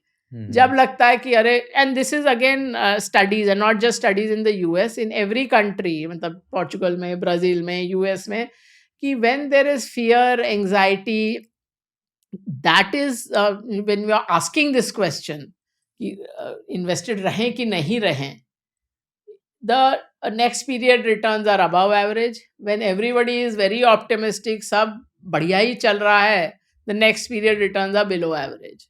So sentiment is a contra indicator. तो sentiment आपको, जो आपके अंदर का इंसान बोल रहा है ना कि अब डर है, तो वो निवेश करने का समय है, और जब लगता है कि वाह मेरे से ज्यादा स्मार्ट तो कोई है नहीं, तब थोड़ा सा सतर्क रहने का समय होता है। तो So जैसे ये आंसर के हिसाब से गोल्ड में अभी इन्वेस्ट नहीं करना चाहिए। बहुत ही बिकॉज रैली हो गया है। हाँ, लगता तो मुझे ऐसा है, मतलब एटलीस्ट, Yeah. एंड स्पेशली कई लोगों का वेटेज भी बहुत हो गया है, so you come back to a normal asset allocation to Yeah. Gold. 5 to 10% should be fine, right? हाँ, that should be fine. Yeah, 25-30 is too much. I know people have with 25-30% weightage also. And हाँ, कभी-कभी लगता है कि although they've made money, but I mean that's just a too overexposure is what I feel. Yep. And इसमें आपने एक chapter में भी लिखा है like P multiple, you call it a much abused P multiple. So exactly what is the thesis and how much factor do you give to the price earnings multiple before you invest in a company? see, price earning multiple is a kind of resultant number, and this is one of my favorite interview questions also, कि क्यों एक ही industry में अलग अलग companies का अलग अलग होता है, कि किसी का 20 टाइम है, किसी का 30 टाइम है, किसी का 40 टाइम है, ऐसा होता क्यों है? तो उसके मतलब 3 ड्राइवर्स हैं। एक तो growth in earnings and cash flows, दूसरा इंक्रीमेंटल रिटर्न ऑन कैपिटल, और तीसरा cost of capital in the economy. So growth ज़्यादा होगा तो आपको पी ज़्यादा मिलेगा, आपका रिटर्न ऑन कैपिटल ज़्यादा होगा तो आपको मतलब ऑल पी ज़्यादा मिलेगा, कॉस्ट ऑफ कैपिटल बढ़ेगा तो पी ओवरऑल मार्केट का कम होगा। So that's a broad parameter. But you know it is not an exact calculation, but इसमें आप थोड़ा आपको सोचने पे मजबूर करता है कि what am I assuming? अगर मुझे लगता है कि इस कंपनी का को 80 टाइम पी मिलना चाहिए, तो वो उसके लिए क्या इस कंपनी को रिजल्ट दिखाना पड़ेगा for that to be justified. So it's really an exercise of that sort. So उसमें मतलब ऐसा कोई पी अगर कोई स्टॉक का बहुत ज़्यादा है तो विल यू से कि यार ये तो ओवर वैल्यूड कंपनी है versus someone which is trading at 10 15 versus industry average of 25 30, तो हाउ डू यू आपको इंटरप्रेट दैट? थोड़ा सा घुसना पड़ेगा, वही बोल रहे हैं ना, खाली वो नहीं होता कि खाली पी से आप देख सको, बिकॉज जैसे मैंने वो इवन ड्यूपॉन्ट का नाम लिया तो कई लोग सोचते हैं कि अरे इस कंपनी का मार्जिन 15% है, उसके राइवल का 25% है, तो ये 15 से 25 का उसका ऑप्शन है कि वो बढ़ सकता है. But that might be a decision they have taken on the capital side. जैसे अगर टेस्ला है, अगर वो अपना सब बैकवर्ड इंटीग्रेट कर रहा है और बहुत सारे कंपोनेंट्स इन हाउस बना रहा है, तो उसका मार्जिन ज़्यादा होगा बट फिक्स्ड एसेट भी ज़्यादा होंगे. तो एसेट टर्नओवर जो बोलते हैं कि sales as a percentage of assets, वो कम होगा. या आपने अगर $100 लगाया तो उस पे आपका समझ लीजिए अगर रेवेन्यू 150 है, जो पूरा इंटीग्रेट नहीं किया है, उसने बाहर कंपोनेंट कुछ बना रहा है, तो उसका हो सकता है वो 100 के एसेट बेस पे 250 का वो सेल्स कर सकता है. तो आपको थोड़ा उसमें घुसना पड़ता है. कई लोग, इसीलिए मैंने कहा खाली प्रॉफिट एंड लॉस अकाउंट देखने से नहीं होता, because there are many decisions outside कि आप कितना इंटीग्रेट कर रहे हो.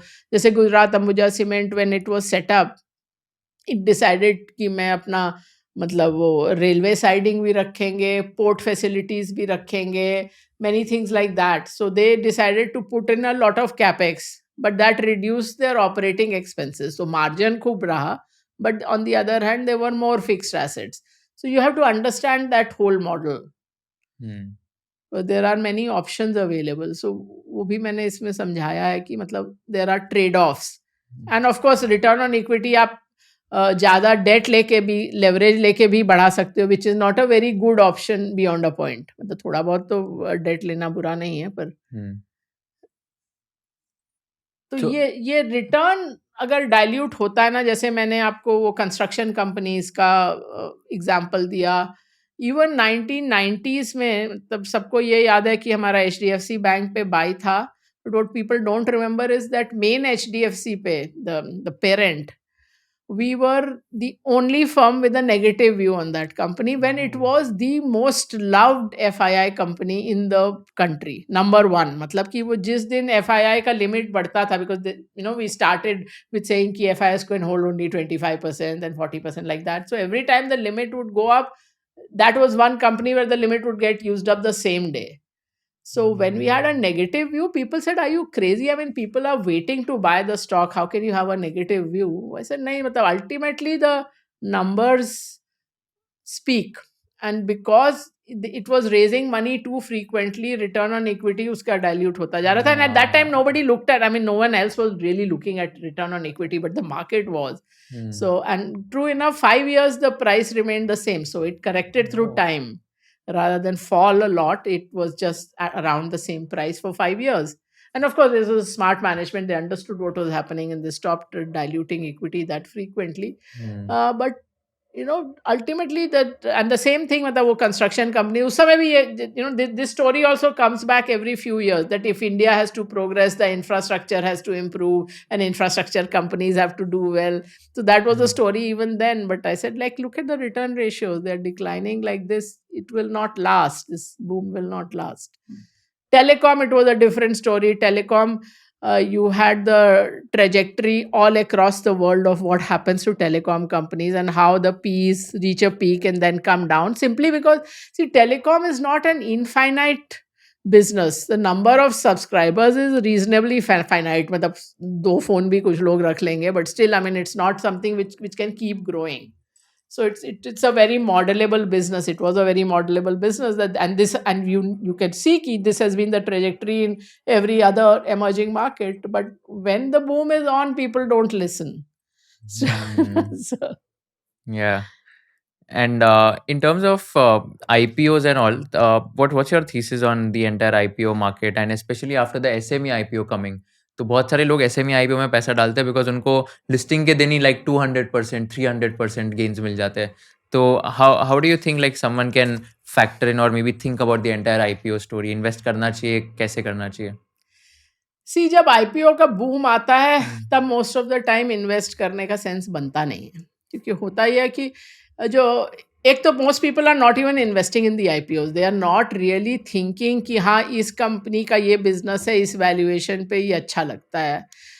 दे are investing in what they think is a lottery mechanism, कि मिलेगा और फ्लिप आउट कर जाएंगे. एंड सेबी का data even that was only up to 2023. It still showed that any IPO that opened at a premium of the individuals who got allotment, something like 70% sold out within a week. So not the funds, but all the individuals did this. So that is, so people think that this is some lottery mechanism, and that's a trap. I mean, you are just waiting, and जो जिसको finance में बोलते हैं greater fool theory. You think कि हो सकता है this is overpriced, but I'll find some greater fool जो इससे भी महंगे में ले लेगा. तो वो जब रुकता है ना, that whole merry go round, then people are left holding the can. So there is a very short book called A Short History of Financial Euphoria by John Kenneth Galbraith, and that are like beautifully set out how bubbles form. And he says very clearly that financial markets are one area where people forget history all the time. There's just no memory, and that's why the same patterns repeat. So I remember that 2021 में जैसे जो so called new age IPOs आए थे पहली बार, तो on TV one of the anchors asked me, Devina, if I put a gun to your head, which one will you buy? I said, even gun to my head, I'm not buying any. This is like you could see they were not, the valuations were off, and anytime you were starting to come up with innovative valuation metrics कि ऐसे नहीं, ऐसे देखना चाहिए इसको, तो आप valuation नहीं कर रहे हो, आप वैल्यूएशन जस्टिफाई करने की कोशिश कर रहे हो कि हाँ 15 साल बाद ऐसे अर्निंग्स आएगी. एंड तो वो, and many of these businesses have no real technology moats. No, it is the moat is how much money you spend to build a brand. So especially ये जो टेक वाले थे कि that, and they were not really tech, they are consumer companies, या तो direct to D2C, direct to consumer, आप कुछ बेच रहे हो या प्लेटफॉर्म है. और इस सब में एक चीज़ और भी होती है कि many of these new businesses की, ये बात मुझे बहुत साल पहले समझ में आई थी कि मतलब अगर आपने प्रूव कर दिया एक बिजनेस मॉडल, तो और लोग भी आ जाएंगे. अल्टीमेटली वो कोई ना कोई वीसी फंडिंग उनको भी कर देगा वो, अगर आपने बोला कि. तो ये चीज़ मतलब बहुत साल पहले की बात है, 20 साल पहले की बात है. ये हिंदुस्तान यूनिलीवर वाज एंटरिंग आटा. सो हमको तो लगा कि आटा का बिजनेस अच्छा नहीं है. Anyway, I had gone to spend 2 days with Amul, even though Amul listed company नहीं है, पर मैंने कहा एफएमसीजी का कुछ समझ में आएगा. सो उनसे हम लोग बोल रहे थे कि क्या लगता है ये आटा का बिजनेस. तो उन्होंने बोला देखिए हमको तो लगता है कि नहीं है पोटेंशियल, मतलब इट वोंट मेक मनी, मतलब बेच भी आप लोगे तो मार्जिन नहीं मिलेगा, लेकिन अगर लीवर ने प्रूव कर दिया अदरवाइज तो हम लोग भी इंट्रोड्यूस कर देंगे, क्या फ़र्क पड़ता है. मतलब तो if you prove the business model we can also start. अपना नेटवर्क है, ब्रांड है, वो तो सब है ही. तो this is the thing. So many businesses that's also कि मतलब आपने प्रूव कर दिया मॉडल तो next guy will also come. तो आपको, और आईपीओ में वही बोल रहे, जिस टाइम बूम चल रहा होता है, द प्रॉब्लम इज़ कि जो अगर अच्छा आईपीओ है, मतलब बिजनेस अच्छा है, वैल्यूएशन कंफर्टेबल है, तो आपको अलॉटमेंट नहीं मिलेगा. सो आईपीओ, और दूसरी एक चीज़ अगेन, जिन लोग जो नए हैं बाज़ार में उनको ये नहीं मालूम कि आईपीओ के लिए कितना मारामारी हो रही है, किसी आईपीओ के लिए कितना ज़्यादा डिमांड है, उसका बाद के परफॉर्मेंस से कोई लेना देना नहीं होता. तो एक तो बड़ा फेमस केस जो अक्सर आता है कि रिलायंस पावर की इतना ज़्यादा ओवर सब्सक्रिप्शन था, इतनी ज़्यादा डिमांड थी और वो कंपनी ज़ीरो पे गई. पर ज़ीरो पर नहीं भी गई, जैसे डीएलएफ अच्छा एग्जाम्पल है. जीरो नहीं हुई कंपनी, बिजनेस चलता रहा, लेकिन वो आईपीओ का प्राइस दशकों तक वापस नहीं आया। पहले 1-2 महीने के बाद वो प्राइस आया ही नहीं वापस। और और भी इस तरह के आपको, और दूसरी तरफ पे हाँ, मतलब किसी ने एक इनफैक्ट नील ने ही एक बार अपने पॉडकास्ट में बोला था कि हो सकता है किसी के माँ-बाप को इन्फोसिस का अलॉटमेंट मिला हो, may be they were lucky enough for that and तो उसके बाद मैंने वही मैसेज किया कि मालूम है कि इन्फोसिस का आईपीओ अंडर सब्सक्राइब था। तो वो सब डिवॉल्व हुआ अंडरराइटर्स पे और अंडरराइटर्स के बाद में बहुत पैसे बने। तो वही बोल रही हूँ, दोनों साइड पे कि आईपीओ का डिमांड कितना है, उससे ये इसका आप नहीं कोई अंदाजा लगा सकते कि उस कंपनी का आगे क्या होगा। बट ये एसएमई आईपीओस के बारे में आपका क्या कहना है कि do you think it's a bubble because मतलब 200-300% लिस्टिंग गेन्स एंड इतने ज़्यादा एसएमई आईपीओस हो रहे हैं. I see any company and their criteria is what कि उनको net profit operating profit should be more than 1 crore इन द लास्ट 3 years. 2 साल out of the last 3 years should be more than 1 crore. Net worth should be more than 3 crores and turnover should be less than 25 crore. ऐसा कुछ less than 25 crore. Sorry, paid up share capital should be less than 25 crore. This is the criteria. तो कोई भी मतलब company SME IPO के लिए जा रही है, तो इसमें कैसे मतलब कैसे देखना बाद चाहिए? में एक और वैनिशिंग कंपनी स्कैम होगा इसमें, मुझे तो ऐसा लगता है। मतलब very high risk. So I mean no, I mean tell people कि आप एक मोबाइल फ़ोन खरीदते हो या एक शायद साड़ी भी खरीदते हो तो उस पे ज़्यादा रिसर्च करते हो और अपना पैसे करते हो कि आपके खून पसीने की कमाई है, किसी और का पैसा तो नहीं है ना कि उसमें आप इतना फास्ट एंड लूज़ करते हो काम। और जो मैं दिवाली पे भी हर साल ये बोलती हूँ कि लक्ष्मी माँ की खाली पूजा ही नहीं करिए, थोड़ा उसका सम्मान भी करिए कि हाँ, तो अपने घर की लक्ष्मी का थोड़ा सम्मान करिए। ऐसा नहीं कि बिना सोचे समझे जहाँ-तहाँ आप इस तरह से लगा दें और फिर जब ये बस्ट होता है तब बहुत रोना-धोना होता है कि ये विलन था, वो विलन था। लेकिन अल्टीमेटली वो गैलब्रेथ आल्सो राइट्स दिस कि मतलब ultimately the greedy person at the street level is also to be blamed, though they are never blamed. तो उसको कोई कुछ, but you know, why were you chasing these unrealistic uh, results and unrealistic gains? तो वो लालच की अति मत करिए। Yeah, I think that's a fair point. And next thing, like just talking about the theory where you mentioned that you should not just follow investors blindly, and आपने इस पे भी एक चैप्टर लिखा है. तो जैसे कोई वॉरेन बफेट को क्लोन करना चाहता है, पीटर लिंच या कोई भी इंडियन इन्वेस्टर्स उनको क्लोन करना चाहता है, तो why do you say that cloning any big investor will not make them money at all, and why is that a very big blunder? वैसे तो ये मेरा चैप्टर्स में it is one of the longer chapters because Okay. इसमें बहुत सारे points हैं। हम्म, तो बट जस्ट इन ब्रीफ, एक तो है कि are they doing what you think they are doing. तो वो मैंने जैसे वॉरेन बफेट का एग्जांपल दिया कि लोग सोचते हैं कि बाइज एंड होल्ड्स, बट वो 85% जो खरीदते हैं वो 2 साल में बेच देते हैं।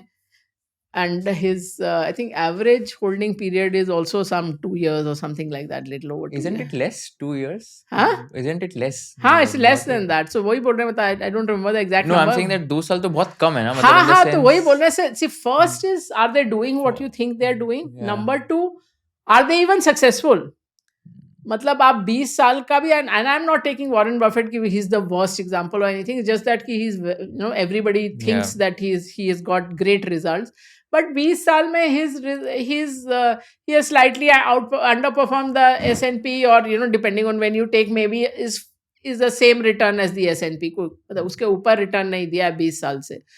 Ray Dalio, whom a lot of people quote, has had an absolutely disastrous 20 years. मतलब वॉरेन बफेट का तो प्लस माइनस थोड़ा बहुत है, this is like a absolute disaster. So then people think कि he buys all these strong cash flow businesses, predictable cash flow, ye wo, when his highest holding 50% was Apple, and he makes a lot of money out of derivatives, out of structured trades, and every time, you know, there's some crisis, he gets some sweetheart deals, like that 2008-9 crisis, he got quite a few sweetheart deals, कि मतलब वो सस्ते में कोई structure में मिल गया, various things.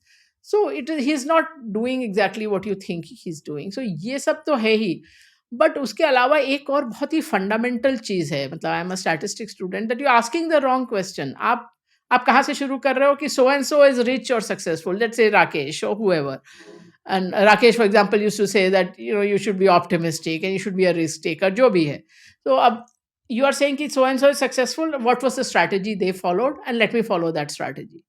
Now ये क्वेश्चन ही गलत है, बिकॉज प्रश्न आपको क्या पूछना चाहिए कि of everyone who followed this strategy what was the probability distribution, what was the outcome distribution, मतलब क्या हुआ उन लोगों का कि अगर 100 लोगों ने ये स्ट्रैटेजी शुरू की तो वो 100 लोगों का क्या हुआ.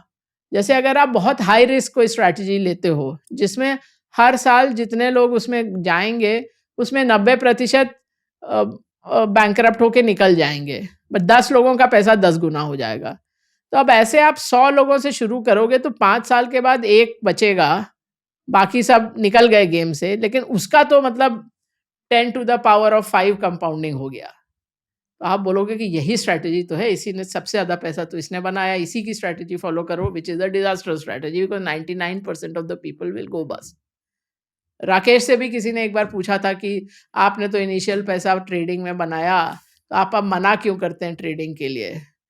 बोला कि जैसे मैं स्मोकर हूँ, मैं फिर भी अपने बच्चे को कहूँगा स्मोकर ना बन, because it is not a right thing to do.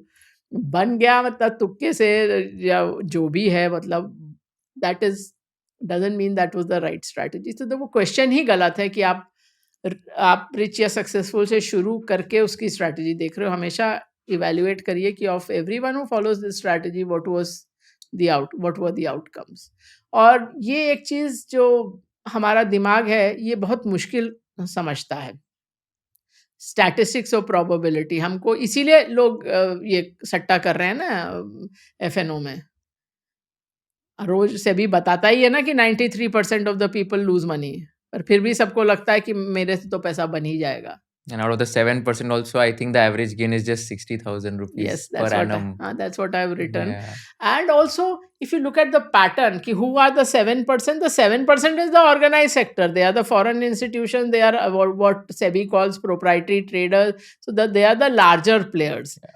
And within individuals also, जो मेट्रो के बाहर हैं, they are losing more.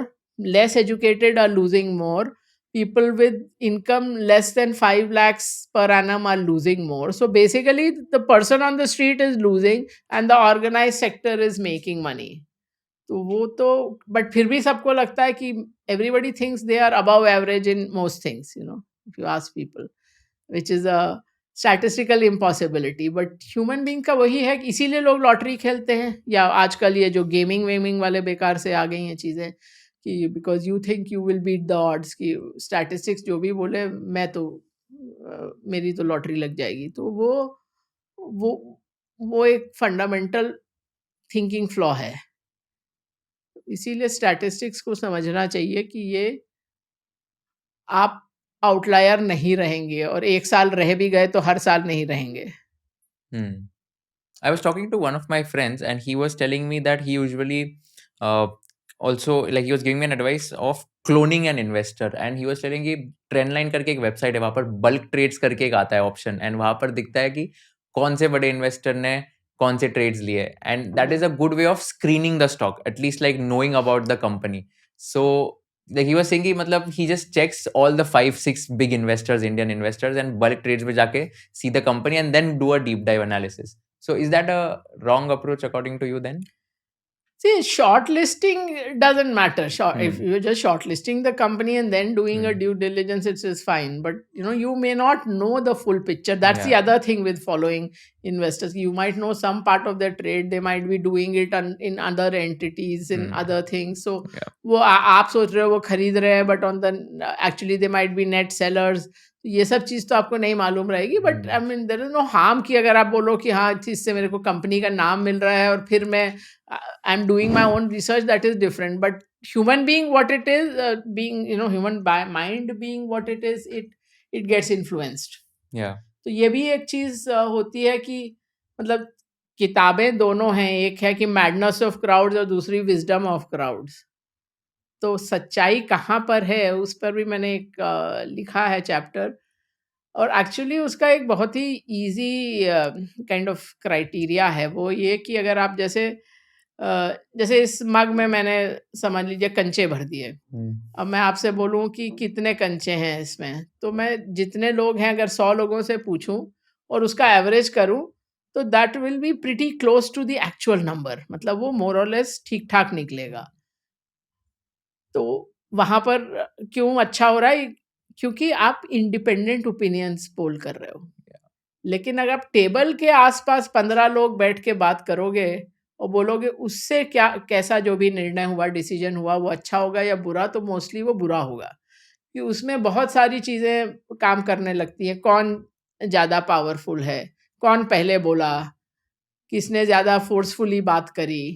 जो लोगों का माइंड मेड अप नहीं था, उन्होंने कहा जहाँ जा रहा है ग्रुप या बॉस जो बोल रहा है उधर ही चले जाएँ। तो ये होते-हवाते होता ये है कि जो पूरा ग्रुप है वो बड़ा मतलब एक तरह से टेबल ठोक कर निर्णय पे पहुँचेगा, but it might be completely wrong. तो वो एक मतलब जब आप बातचीत करके डिसाइड करते हो और ये टेलीग्राम ग्रुप पे डिस्कस करते हो और व्हाट्सएप ग्रुप पे डिस्कस करते हो, तो आपका डिसीजन मेकिंग या क्वालिटी, जो आपका निर्णय की क्वालिटी है, या वो कम हो जाती है।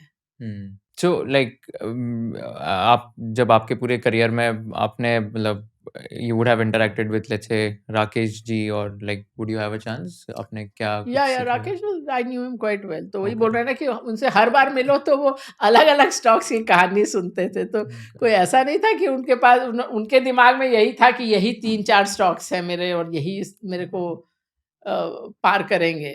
तो वो तो बहुत सारी चीज़ें, जैसा कि मैंने कहा, बहुत चीज़ें ट्राई करते हैं, सभी जो अच्छे निवेशक हैं या अच्छे फंड मैनेजर हैं वो भी। लेकिन किसी को मालूम नहीं रहता कि पैसा मल्टी बैगर कौन-सा रहेगा इस सब में। तो राकेश हुँ। का भी वही था। Any most memorable memory of maybe like of interacting with him ऐसा कुछ आपको मज़ा आया कुछ ऐसे हँसी मज़ाक because I know that he was a very lively person and one of my friends when he met him he was telling me that when he met him like he was very he's always been bullish on India Yeah. and he was just sharing why you should like just invest in India, this is the time and all. And while leaving, so my friend was leaving from his house, so my friend just asked him, sir, I wanted to keep in touch with you, is there a way I can connect with you? And Rakesh sir, he was like, हाँ तेरा mobile दे, mobile number type कर लिया, and he was like, of course you can call me, message me whenever you want. And he's also very blunt कि अगर उनको कोई पसंद नहीं आते तो he'll be straightforward telling that person that I don't like you and I don't want to deal with you. तो ऐसे मतलब मैंने सुने हैं उनके कोई stories. Well his language was terrible, मतलब वो हाँ, गाली-गलौज बहुत करते थे। ही हाँ, वाज़ लाइक सो मैंने तो मतलब एक बार घर आए थे तो मैंने तो मज़ाक-मज़ाक में उनको कहा कि आपकी वाइफ़ और माँ साथ में रहती है तो कोई आपको झापड़ नहीं मारता क्या? कि आप लैंग्वेज सुधारने के लिए कैसे बात करते हैं? What did he reply then? He just laughed, but I mean, really terrible language. And I don't know, maybe I'm at the other extreme. मैं लखनऊ की पली बड़ी हूँ, तो मैं तो हम्म, छोटा-मोटा भी ऐसा बैड वर्ड यूज़ करती नहीं, तो हाँ. इसलिए Yeah. No, very interesting. So you don't have to tell the reason, but 9, 10, maybe like just 9, 10 favorite books of yours so far on any genre, any topic. So the books I think everybody should read. I mean, there is a book called Being Mortal by Atul Gawande. I mean, not that I'll say that it's the best book in terms of how attractive it is to read, but it is. These are questions all of us will face.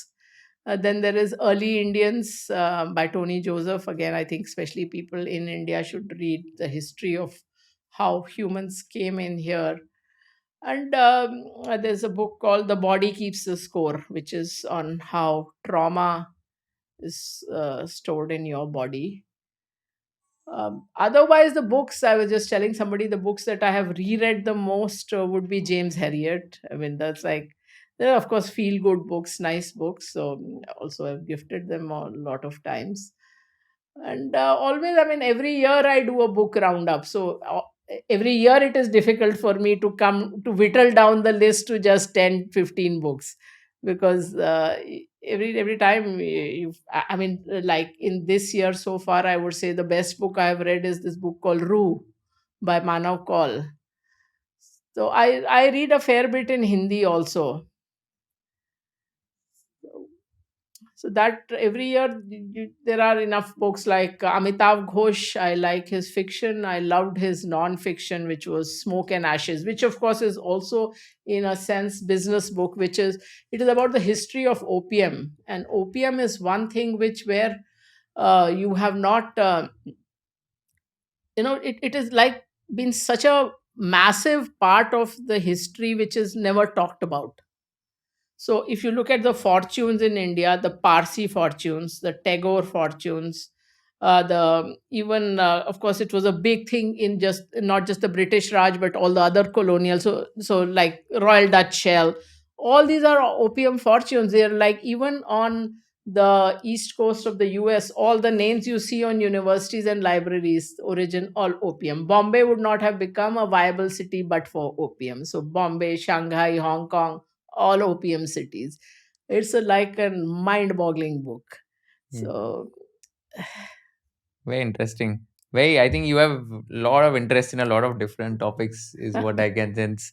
Matlab, like all these being mortal early Indians, right from the history to, let's say, it's smoke and ashes and all. It's quite diversified. yeah, it's quite diverse. Yeah, awesome. Last question, which I asked to all my guests. It's a tricky one. If you were in the shoes of Kushal and if you were interviewing Miss Devina Mehra, what is one question you would like to ask her towards the end of the interview? Now, this I have not thought about, so I'll have to think about. Yeah, it's a tricky one. A lot of people take at least a couple of minutes. Because we've already talked for more than 2 hours. Yeah. So, maybe on some life lessons. Okay. Okay, ma'am. So, what are some life lessons? Actually, I have a pretty long Twitter thread, which is about 70 of them.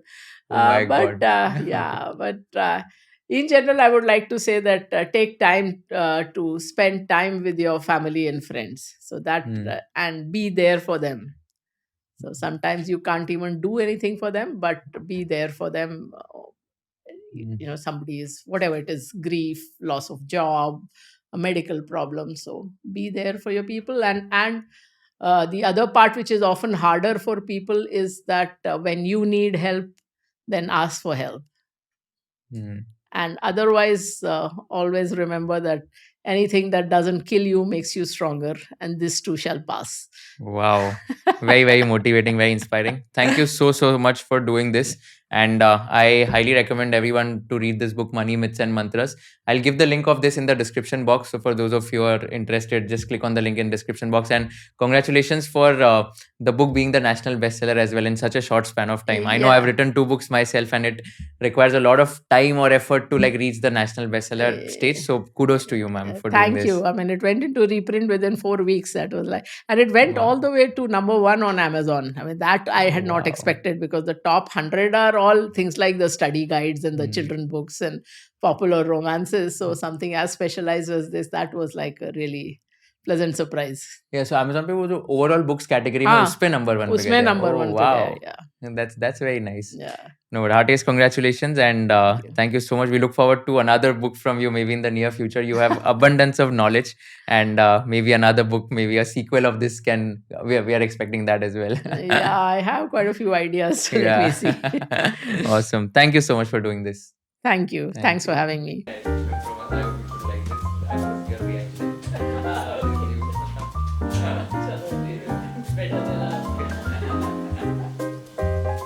अगर आपको ये video पसंद आया होगा तो I request you to share it with all your friends and subscribe to our channel so that we can give you more value additive content in the shortest amount of time. हमको ये बताइए कि आपको कौन से kind of guest चाहिए. हमको ये बताइए कि कौन से क्वेश्चंस मुझे नहीं पूछने चाहिए थे, कौन से क्वेश्चंस मुझे और पूछने चाहिए थे ताकि आपको और ज़्यादा वैल्यू मिल सके, और कौन से ऐसे पार्ट्स हैं जो आपको बिल्कुल पसंद नहीं आए ताकि हम लोग ये पार्ट स्ट्रीम कर सके फ्यूचर एपिसोड्स में. So thank you so much once again for watching this episode and keep sharing all our episodes with your friends and keep giving us feedback so that we can improve and come up with better quality content.